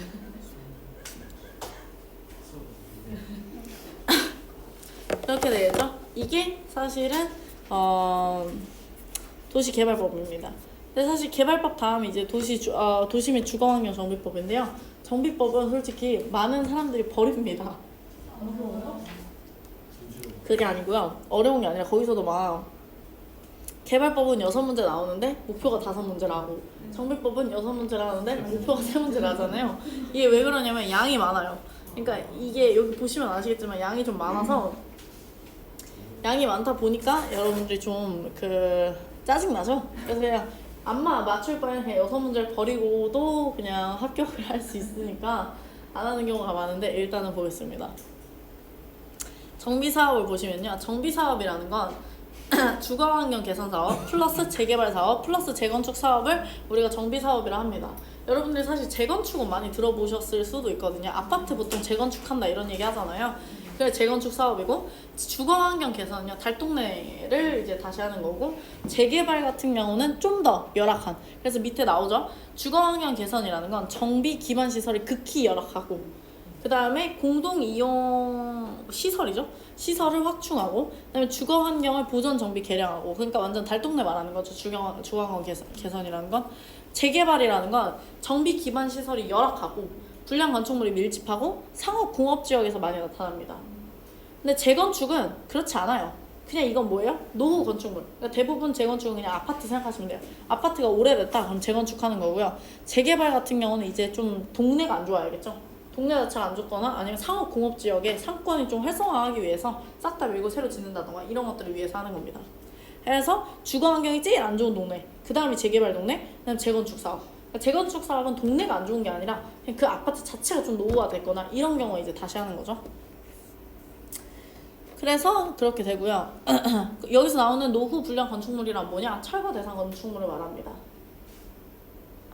여기 용어 정리가 나오는데요. 정비 기반 시설과 공동 이용 시설은 정말 많이 문제가 나와요. 이거 자체로도 문제 한 문제가 나오기 때문에 아셔야 되는데, 정비 기반 시설의 예시를 기억하셔야 되거든요.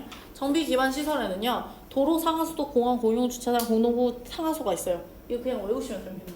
공동 이용 시설에는요, 놀이터, 마을회관, 공동작업장 말고도 좀 몇 개 더 있거든요. 이것도 나중에 외우실게요. 근데 이게 좀 보시면 공동 이용 시설이라는 건 말 그대로 공동으로 이용하는 거고요. 근데 또 공동으로 이용하는데 왜 공용 주차장은 왜 정비 기반 시설에 있냐라고 말하면 저도 할 말이 없지만 어쨌든 그렇습니다.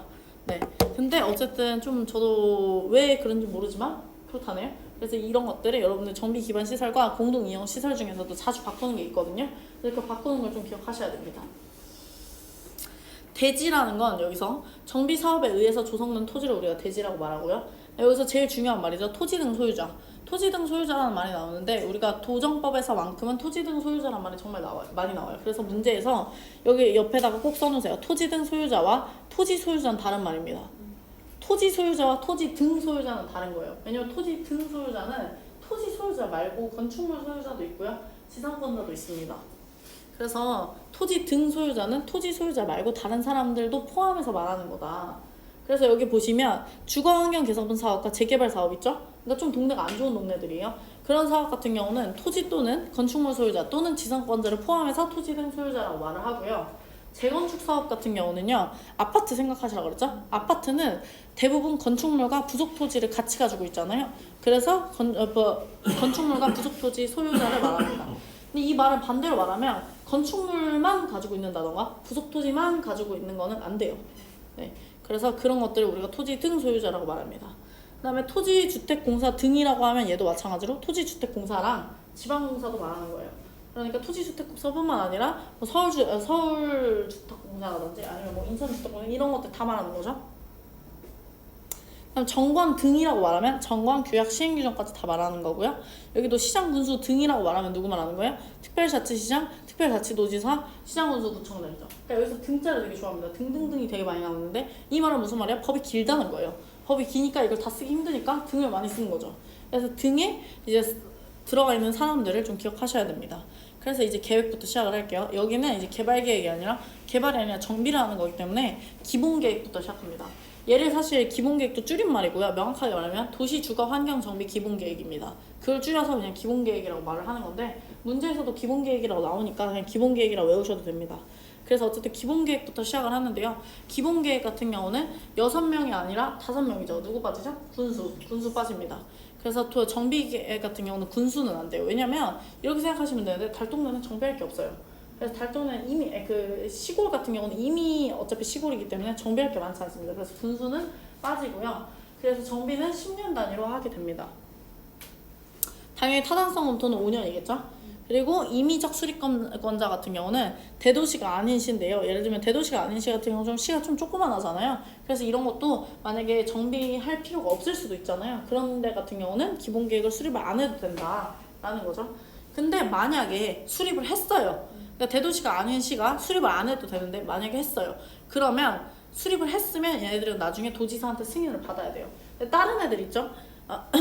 특별시장, 광역시장, 자치시장, 자치도지사, 시장 같은 경우는 자기네들이 수립을 했기 때문에 승인을 받지 않습니다. 수립 절차를 보시면 공람을 하고 지방의 의견 청취하고 협의심의 승인 고시 보고인데 이 승인 절차는 사실 누구만 거치는 거예요?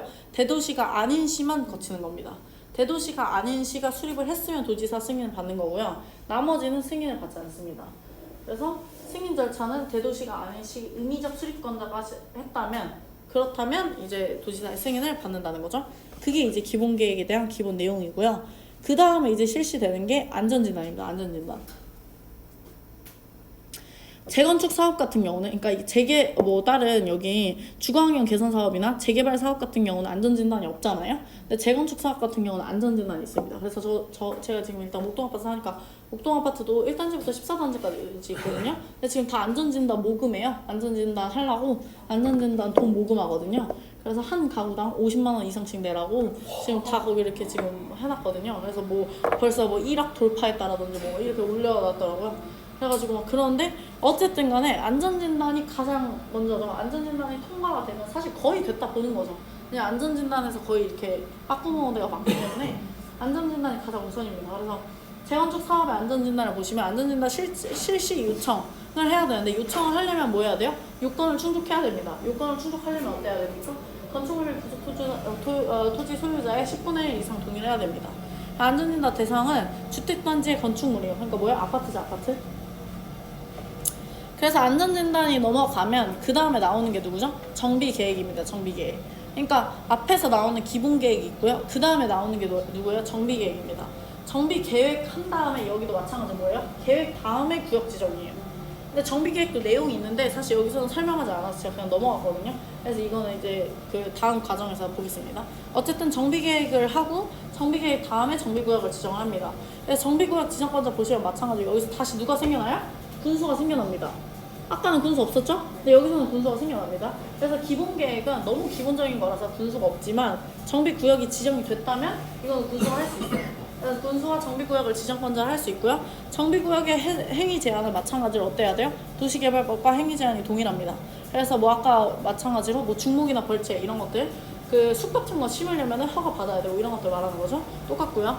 응급조치나 안전조치 이런 것들은 허가 당연히 안 받아도 되겠죠. 그다음 기득권 보호예요. 이미 내가 건물을 짓고 있어요. 그러고 나서 정비구역이 지정이 됐다. 그러면 그냥 하고 있으면 되고요. 대신 신고만 하라고 했죠. 며칠 이내, 30일 이내에 신고만 하면 됩니다. 의무적 해제 사유가 있는데요. 이거는 이 표 자체를 외우셔야 돼요. 이거 정말 중요하거든요. 그래서 이거는 제가 표로 해놨기 때문에 3년, 2년, 2년, 3년, 5년 이거는 이 년을 외우셔야 됩니다. 그래서 기본계획에서 정비구역에 넘어가는 기간 동안 3년, 정비구역에서 추진위원회까지 2년, 추진위원회에서 조합설립인가까지 2년, 조합설립인가에서 사업시행계획까지 3년. 이게 우리의 이 전체 내용에 사실 어떻게 보면 체계도예요. 그래서 이 기간을 외우셔야지 되고요. 이 기간 따로 언급하지 않을 테니까 여러분들 외우시면 됩니다. 어쨌든 이 기간 안에 구역을 지정하지 않거나 추진위원회를 설립하지 않거나 계획을 설립하지 않으면 그러면 해제가 됩니다. 자동으로. 그럼 사업 시행 방법은 세 가지가 있다고 그랬죠? 주거환경 개선 사업과 재개발 사업과 재건축 사업이 있습니다. 근데 주거환경 개선 사업에서 할 수 있는 거는 자력계량 방법. 달동네예요. 자기네들이 돈을 모아야 열심히 할 수 있습니다. 그런 방법이 있고요. 첫 번째 수용 방법. 국가가 돈을 싹 다 사들여서 달동네 얼마 안 하기 때문에 싹 다 삽니다. 그러고 나서 할 수도 있고요. 세 번째 환지 방식. 내가 이거 다 한 다음에 다시 돌려줄게 라고도 할 수 있고요. 관리처분 계획이라는 거는 뒤에 좀 더 디테일하게 나오기 때문에 그때 다시 하겠습니다. 그래서 관리처분 계획이 있습니다. 근데 재개발 같은 경우는요, 이제 재개발부터는 어느 정도 집값이 있는 동네예요. 그러니까 수용이나 이런 거 불가능합니다. 그래서 환지나 관리처분 계획밖에 안 되고요. 재건축 같은 경우는 환지도 거의 불가능해요. 그래서 뭐밖에 안 된다? 관리처분 계획밖에 안 됩니다. 근데 여기서 더 중요한 건 오피스텔 있잖아요. 오피스텔은 재건축밖에 안 됩니다. 그래서 오피스텔은 재건축 사업에서만 가능하다.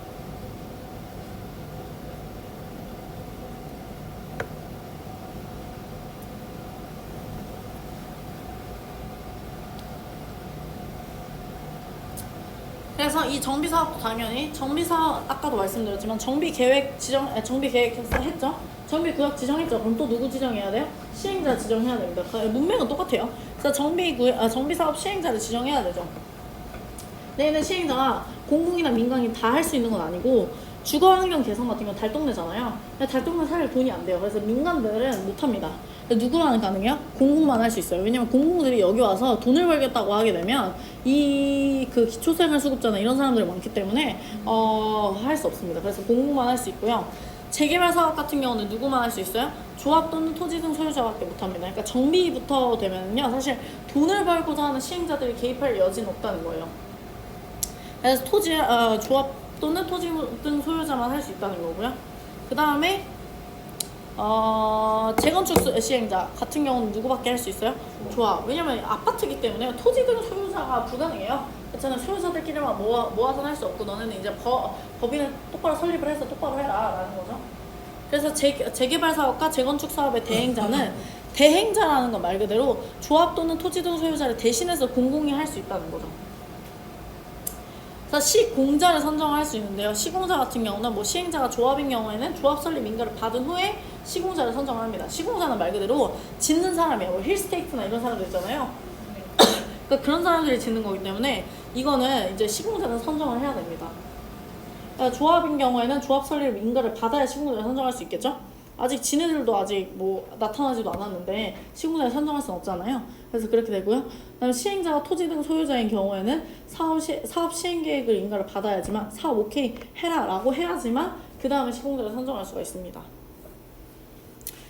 어쨌든 간에 다시 한번 정리를 하면요. 지금 우리가 뭐 한 거냐면 기본계획이라는 걸 설립을 하고요. 기본계획을 한 다음에 우리가 하는 게 뭐예요? 재건축 사업 같은 경우 안전진단을 하고 그 다음에 뭐예요? 정비계획을 합니다. 사실 기본계획과 정비계획의 좀 큰 차이는 뭐냐면요, 기본계획 같은 경우는 말 그대로 대략적으로 어디다가 정비를 하겠다까지예요. 너네 여기 정비가 필요하지 않니? 정도예요.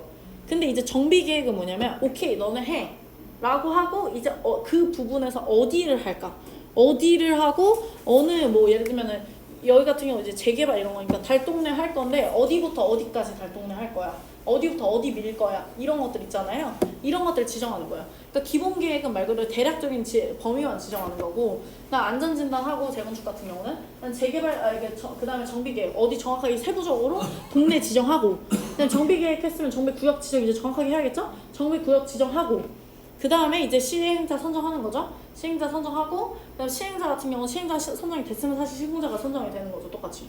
그 다음에 이제 넘어가면요. 그 다음에 우리 뭐 했어요? 아까도 조합 설립했잖아요. 그러니까 당연히 얘도 뭐 하는 거예요? 조합 설립 추진위원회 합니다. 근데 얘는 조합이 바로 설립이 안 돼요. 그래서 조합을 설립하기 전에 조합 설립 추진위원회가 있어요. 조합을 설립하기 전에 조합을 우리 하자라고 하는 조합 설립 추진위원회라는 게 중간 단계가 한 번 있는 겁니다. 우리 아까는 바로 조합이 설립이 됐는데 얘는 조합 설립 추진위원회라는 게 있어요. 조합 설립 추진위원회라는 건 여기서도 마찬가지로 위원장을 포함한 5명의 위원. 여기 또 인원수가 바뀌잖아요. 아까 도시개발자가 몇 명이었죠? 7명이었어요. 7명이었고 얘는 위원장을 포함한 5명의 위원이고요. 추진위원회 업무 있는데요. 추진위원회는 사실 많이 안 나오기 때문에 어쨌든 그렇고요. 네, 보시면 됩니다. 조직은 이제 그 추진위원장 1명과 감사랑 이사가 있어야 되는데 얘는 이사가 없어요. 그래서 이사가 없다는 거 정도만 아시면 됩니다. 왜냐면 이게 추진위원회 말 그대로 잠깐 있는 거거든요. 그러니까 뭔가 구색을 다 갖출 필요가 없어요. 근데 감사라는 거는, 감사는 약간 어떤 느낌이냐면 법인에서 감시하는 역할이에요. 그렇기 때문에 약간은 감시하는 역할이 항상 있어야 된다라고 해서 감사는 있고요. 이사는 약간 직책입니다. 그래서 필요가 없다는 거죠. 그 다음에 조합 설립 인가를 받아야겠죠. 조합을 설립을 하려면 인가를 받아야 돼. 자, 우리 이렇게 모였거든요. 그러니까 우리 내주세요라고 하는 인가를 받아야 됩니다. 그래서 이 인가도 개발 사업마다 다릅니다. 일단 첫 번째 재개발 사업 보시면 재개발 사업은 4분의 3의 2분의 1이죠. 그쵸? 우리가 아까 뭐였죠? 기분이? 3분의 2의 2분의 1이거든요. 근데 재개발 사업은 4분의 3의 2분의 1이면 조건이 강화된 거예요? 약화된 거예요? 강화된 거예요. 그렇죠? 3분의 2보다 4분의 3이 더 큰 겁니다. 그렇죠? 더 큰 거예요. 여러분들 더 큰 겁니다. 더 큰 거고요. 더 큰 건 이제 큰 건데 여러분들이 이것도 또 안 보실까봐 제가 이것도 나중에 다 바꿔드릴 건데 아까는 토지 면적이 앞이었어요. 네, 근데 이거는 이제 토지 면적이 뒤에 있는 거잖아요. 그러니까 사실 이것도 이렇게 보시면 안 되고 제가 이게 순서도 나중에 다 바꿔서 정리를 다시 해드릴게요. 근데 어쨌든 간에 그렇습니다. 결국 재개발 사업은 강화가 더 된 거예요. 왜냐면 재개발이라는 거는 웬만하면 다시 짓는 게 되게 번거로운 절차잖아요. 그러니까 좀 강화해서 보겠다는 거예요. 원칙보다는. 그 다음 재건축도 마찬가지예요. 재건축은 더 강화됐죠. 왜 그래요? 이거는 멀쩡한데 사실 집값 올리려고 다시 하는 거거든요. 그러니까는 엄청 강화하는 겁니다. 그래서 동별로 과반수에 전체 구분 소유자 4분의 3의 토지 면적 4분의 3이고요. 밑에도 4분의 3의 3분의 2죠. 엄청 강화된 겁니다. 재건축은 그래서 가장 강화된 절차가 나오는 거예요. 왜냐하면은 얘네들은 사실 안 해도 되는데 하는 거거든요. 밑에 보시면 조합의 법인격 보시면요. 법인격은 당연히 뭐죠? 등기적, 사단법이 중요하다고 아까 말씀드렸죠. 다 똑같아요. 밑에 보시면 조합원은 자격이 있는데요. 자격은 뭐라 그랬냐면 재개발 같은 경우는요. 그냥 동의를 하든 안 하든 재개발이 시작이 됐으면 자동으로 토지 등 소유자는 조합원이 됩니다. 근데 재건축 같은 경우는 동의한 자만 되게 되어 있어요. 그래서 동의한 자만 재건축 사업은 됩니다. 그러니까는 아파트를 가지고 있다면 내가 재건축 사업이 시작된다. 그럼 동의를 해야 됩니다. 네, 그렇게 돼야 되고요. 그다음에 여기 밑에 내용들이 좀 중요한데요. 이 내용들이 사실 이 내용 가지고는 안 돼요. 아직 멀었고요. 엄청나게 내용이 많거든요. 그렇기 때문에 이거는 아주 조금인데요. 간단하게 보시면 토지 또는 건축물의 소유권과 지상권이 여러 명 공유해요. 예를 들면 아파트가 뭐 남편하고 와이프가 공동명이에요. 그러면 2명을 한 사람으로 취급하는 거지 2명이면 무조건 다 공동명이야겠죠? 그렇기 때문에 무조건 한 사람으로 취급합니다. 밑에 니은 같은 경우는요. 투기과열지구로서 지정된 지역에서 재건축 사업을 해요. 당연히 저희 목동아파트도 투기과열지구로서 재건축 사업을 하는 거거든요. 그러면 조합 설립 이후로서 새로 사는 사람들 있죠. 그러면 조합원 될 수가 없습니다. 단 상속과 이혼 같은 경우는 조합원이 당연히 될 수가 있죠. 그 다음에 조합원의 임원 다 똑같죠? 조합장 1명과 이사랑 감사 똑같고요. 조합장은 선임일로부터 관리처분 계획 인가를 받을 때까지 거주를 해야 됩니다. 그러니까 이사가 만든다는 거죠. 조합 임원의 임기는요 3년 이하의 범위에서 정관을 정하고요 연임할 수 있습니다. 그래서 대부분 조합 임원은 3년이라고 생각하시면 되고요. 조합원의 직무라든지 결격 사유 다 똑같습니다. 그리고 밑에 뭐 하나가 추가되는데 이거는 그때 가서 다시 한번 볼게요. 어쨌든 똑같다. 여기선 그래서 총회랑 대의원회가 나오죠. 그래서 일단은 먼저 차이점부터 보시면 대의원은 아까는 임의적 기관이었거든요. 설립해도 되고 안 해도 돼요. 근데 얘는 대의원을 무조건 설립해야 됩니다. 몇 명 이상일 때? 100명 이상일 때. 그래서 100명 이상일 때는 대의원을 무조건 설치를 해야 되고요. 단 이사와 감사는 대의원이 될 수가 없습니다. 다음 총회 보시면요. 총회의 소집을 보면 총회는 직권으로 소집하거나 조합원의 5분의 1 이상 요구로 소집을 할 수가 있어요. 다만 10분의 1 이상 요구로 소집을 해야 되는 경우가 있는데 어떤 경우냐면 조합위원회 권리라든지 아니면 의무, 보수, 선임 방법 변경 또는 해임에 관한 사항에 대해서는 그렇다라는 게 문제에서 되게 많이 나오지만 이거 지금 외우시는 거는 큰 의미가 없기 때문에 그냥 5분의 1 이상 요구로 소집하는 경우가 있고 10분의 1 이상 요구로 소집하는 경우가 있다라는 것만 아시면 됩니다. 그래서 어쨌든 조합이라는 건 기본적으로 총회랑 대의원회라는 게 있는데 총회가 원래 더 강한 기관이에요. 왜냐면 총회는 조합원이 다 나와가지고 의결하는 거고 대의원회라는 건 그중에 대표들이 몇 명이 나와서 하는 거거든요. 그래서 대의원회는 말 그대로 절차적으로 좀 간소화하기 위해서 한 거기 때문에 대의원회가 할 수 있는 게 있고 없는 게 있다. 그래서 대의원회가 할 수 없는 건 아까 앞에서 배웠던 거랑 똑같습니다. 얘도. 그래서 넘겨보시면 그 다음에 또 계획이 나와요. 짜증나죠? 이제 사업 시행 계획입니다. 근데 우리가 아까 여기서 보시면 이것도 절차가 똑같은데 이게 조합이 설립이 된 거예요. 이제는 조합이 설립이 된 건데 아까도 조합 설립된 다음에 뭐 했죠? 본격적으로 실시하는 것 때문에 실시 계획을 했었잖아요. 근데 이 실시 계획이란 말 대신에 얘는 뭐가 나오는 거냐면 시행이라는 말이 나옵니다. 그래서 사업 시행 계획이라는 말이 나오게 되는 거죠. 그래서 사업 시행 계획을 보시면 사업 시행 계획서를 작성을 해야 되고 시행자는 인가는 당연히 시장군수 등한테 받겠죠. 그리고 경미한 변경은 신고만 합니다. 그러니까 이거를 일일이 다 인가를 받게 되면은 너무 많기 때문에 조금 변경되는 거 있잖아요. 이런 것들은 인가를 신고만 하면 됩니다. 근데 경미한 변경이 뭔지는 나중에 다 배우게 됩니다. 그래서 사업 시행 계획의 내용이 뭐냐면요. 이제 토지 이용 계획이라든지 정비 기반 시설, 도로 어디다 쓸 거고, 공용 이용 시설, 아까 뭐였죠? 공용 주차장이라든지 이런 거 어디다 만들 거고, 이런 것들 말하는 거죠. 그다음에 주민 이주 대책 어디다 할 건지 이런 것들 있잖아요. 근데 여기서 가장 중요한 건 어쨌든 분양 계획이 없다는 거예요. 여기서는 바꾼다면 이것밖에 안 바꿔요. 사업 시행 계획에는 분양 계획이 없다는 것만 가장 중요합니다. 그 다음에 여기서부터 이제 본격적으로 앞에 있는 그 개발법과 좀 달라요. 왜냐면 여기 도정법 같은 경우 말 그대로 재건축 생각하시는 건 좀 빨라요. 그렇기 때문에 다시 이 사람들한테 아파트를 돌려줘야 되잖아요. 그러니까 아파트는 동호수나 이런 거 정하는 거 되게 예민하잖아요, 사람들이. 그래서 분양 신청을 받아야 돼요. 그래서 분양 신청을 받아야 되는데 분양 신청은 사업 시행 계획이 난 다음에 120일 이내에 통지를 하고 공고를 해야 됩니다. 그렇게 해서 분양 신청 기간은 통지한 날로부터 30일 이상 60일 이내 20일 범위 이내에서 연장할 수 있습니다. 이것도 이 기간을 다 외우셔야 되는데 지금만 봐도 기간이 엄청 많이 나왔잖아요. 이거 다 지금 못 외워요. 그러니까 나중에 외우실 건데 어쨌든 기간이 이렇게 있다라는 것만 아시면 되고요. 어쨌든 분양 신청을 했어요. 그냥 한 사람은 그냥 관리처분 계획으로 넘어가면 되고요. 분양 신청 안 했으면 그냥 손실보상 협의를 하면 됩니다. 손실보상 협의는 90일 이내에 그냥 하면 되는 거죠. 근데 90일 이내에 한다는 게 그냥 돈 협의하는 거예요. 우리가 아까 앞에서 청산금 했잖아요. 청산금처럼. 그래서 얘도 90일 이내에 돈 얼마 받을 거고 또 얼마 줄 거고 이런 것들 있잖아요. 그런 것들 하면 됩니다. 그래서 보시면 분양 신청한 사람들에 대해서는 이제 뭐 하냐? 관리처분 계획을 합니다. 관리처분 계획이라는 게 뭐냐면 면적이나 이용 상황이나 환경을 고려해서 분양 설계를 하겠다는 거예요. 관리처분 계획이 뭐냐라고 하면 그냥 분양이라고 생각하세요. 분양. 관리처분 계획이라는 건 분양이다. 분양을 어떻게 할지에 대한 계획이에요. 동호 쓰는 사람들한테 어떻게 정해줄 거고, 아파트에다가 동은 어떻게 지을 거고, 여기다가 어떤 공원을 만들 거고, 여기다가 뭘 만들 거고, 뭐 요즘에 막 헬스장 이런 것도 만들잖아요. 상가는 어떻게 만들고 이런 것들을 말하는 겁니다. 그래서 분양 설계를 다 만듭니다. 그래서 분양 설계를 한다라고 생각하시면 돼요. 그래서 그냥 관리처분 계획이라는 말이 좀 어려우니까 그냥 분양 계획으로 바꿔서 생각하세요. 그래서 분양 설계 작성 기준은 분양 신청 기간이 만료되는 날을 기준으로 분양 설계를 합니다. 근데 사실 이게 더 중요하거든요.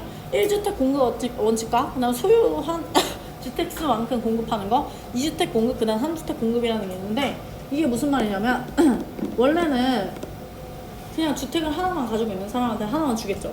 근데 돈 많은 사람들은 2개 있는 사람도 있고 3개 있는 사람도 있거든요. 혹은 큰 평수 아파트 가지고 있는 사람도 있거든요. 근데 예를 들면 큰 평수 아파트 있는데 아까 50평짜리 아파트 가지고 있는데 50평짜리 아파트가 앞으로 안 지어질 거예요. 그럼 이런 사람도 어쩔 거냐는 거죠. 이런 것들을 이제 할 수 있는 방법들을 만들어 놓은 거거든요. 그래서 그 원칙이 엄청 많이 나옵니다. 그래서 이거 통째로 한 문제예요. 무조건 나와요.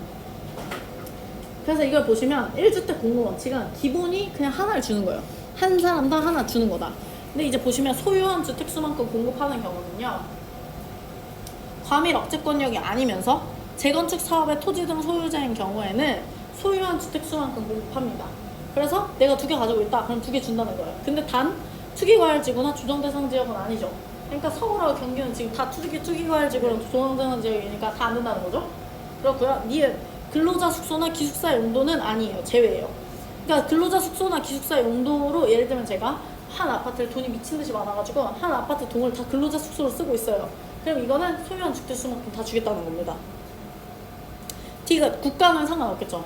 국가가 가지고 있는 거는 국가는 뭐 투기로 가지고 있는 게 아니잖아요. 그래서 국가나 지자체나 토지주택공사 가지고 있는 수는 그만큼 다 주겠다는 거죠. 두 번째, 2주택 공급인데요. 2주택 공급이라는 거는 종전 가격이나 혹은 종전 면적의 범위 안에서는 2주택 공급을 줄 수 있습니다. 예를 들면 내가 50평짜리 아파트인데 그거를 30평짜리랑 20평 이렇게 나눠서 줄 수 있다는 거예요. 단 여기서 뭐라 그랬어요? 이 중에 하나는 60제곱미터 이하로 해야 돼요. 60제곱미터면 얼마죠? 네, 그렇죠. 한 20평. 실제로 아마 전용 면적으로 하면은 20평이 좀 안 될 거예요. 그러니까 아파트로 따지면 20평형이 좀 안 되는 거죠. 열 몇 평형이 된다거나 이런 거는 되겠죠. 어쨌든 그런 걸로 줘야 되는 겁니다. 그래서 그렇게 줘야 됩니다. 그리고 그 열 몇 평짜리는 3년 동안은 전매가 금지가 됩니다.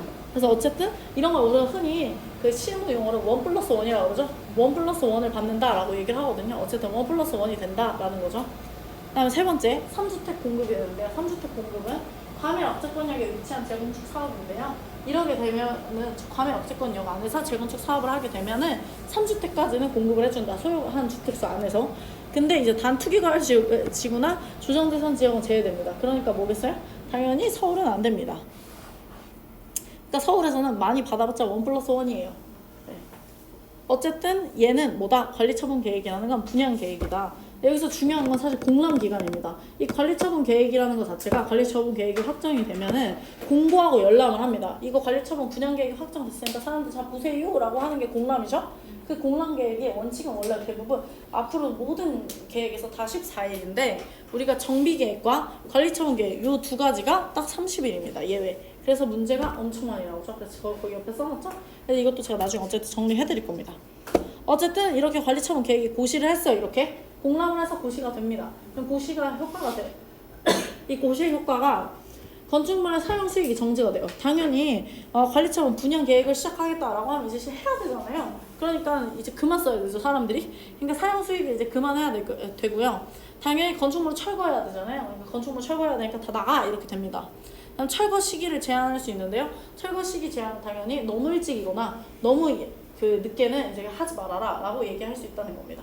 그게 끝입니다. 자, 마지막에 보시면 이제 준공인가가 있는데요. 당연히 마지막에 이렇게 해서 다 사업을 했어요. 사업을 하고 나서 준공이 떨어집니다. 그럼 이제 준공인가죠. 준공인가는 당연히 누구한테 받아요? 시장 운수 등한테 받겠죠. 그렇게 되면 공사 완료 고시랍니다. 공사 완료를 하면 항상 소유권 언제 돼요? 고시 완료의 다음날에 받습니다. 이 때도 마찬가지로 돈 덜 받은 사람이 있겠죠. 혹은 아파트 덜 받은 사람이 있거나 이런 사람 있잖아요. 그러니까 청산금을 줘야 되는 거고요. 청산금은 다 똑같습니다.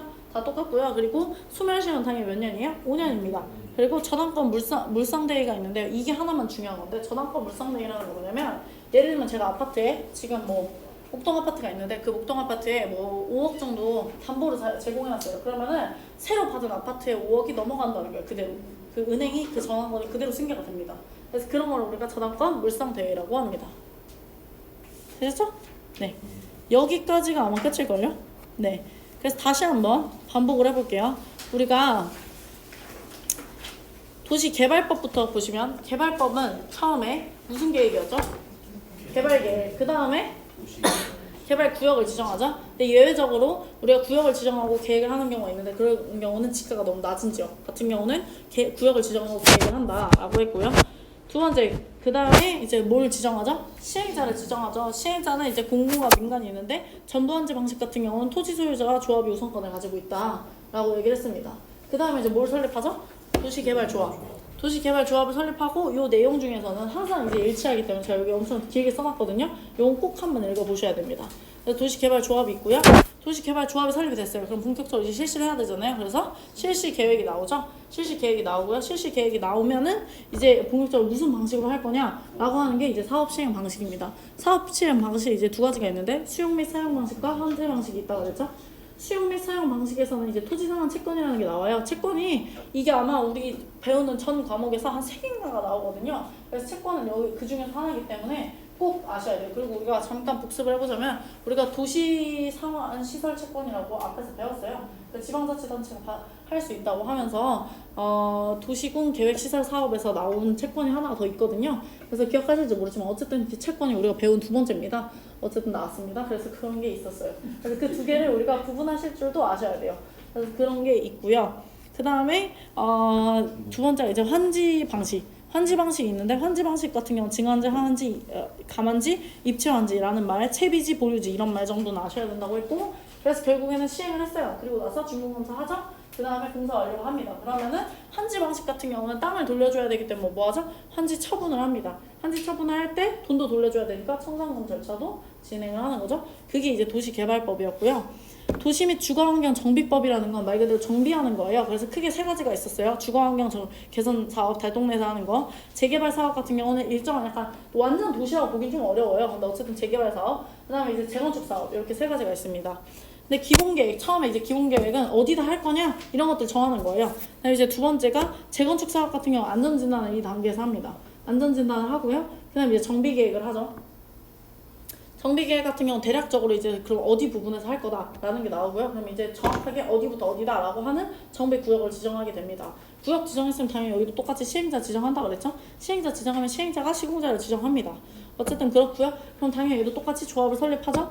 조합 설립하기 전에는 뭐 해야 돼요? 조합 설립 추진위원회라는 게 있어요. 그러니까 추진위원회가 나오고 그 다음에 조합 설립 인가를 받아야 돼요. 이게 왜 그러냐면 도시개발 조합은 인가를 안 받아도 되는데 얘는 인가를 받아야 돼요. 그렇기 때문에 추진위원회가 와서 조합 인가를 받고 나서 조합을 설립하겠다는 거예요. 그럼 조합이 설립이 됐겠죠? 그 다음에 이제 나오는 게 누굽니까? 사업 시행 계획이 나오는 겁니다. 그래서 앞에는 실시 계획이었고 얘는 사업 시행 계획이 나오는 겁니다. 여기서는 이제 뭐라고 그랬죠? 분양 계획이 아니라고 그랬어요. 분양 계획은 아까 뭐라고 그랬죠? 관리 처분 계획이라고 그랬어요. 그래서 시행 계획과 관리 처분 계획을 맨날 그걸로 바꾸거든요. 그래서 그것만 알아주시면 되고 그다음 사업 시행 계획은 말 그대로 사업을 어떻게 시행할 거냐라고 했는데 재건축 사업에서 제일 중요한 건 뭐예요? 분양이에요. 그래서 분양 신청을 받습니다.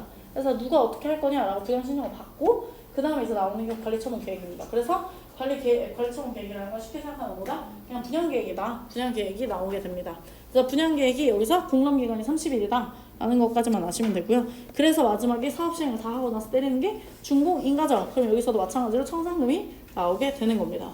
그래서 사실은 도시개발법과 정비법이 어떻게 보면 같은 맥락으로 가고 있어요.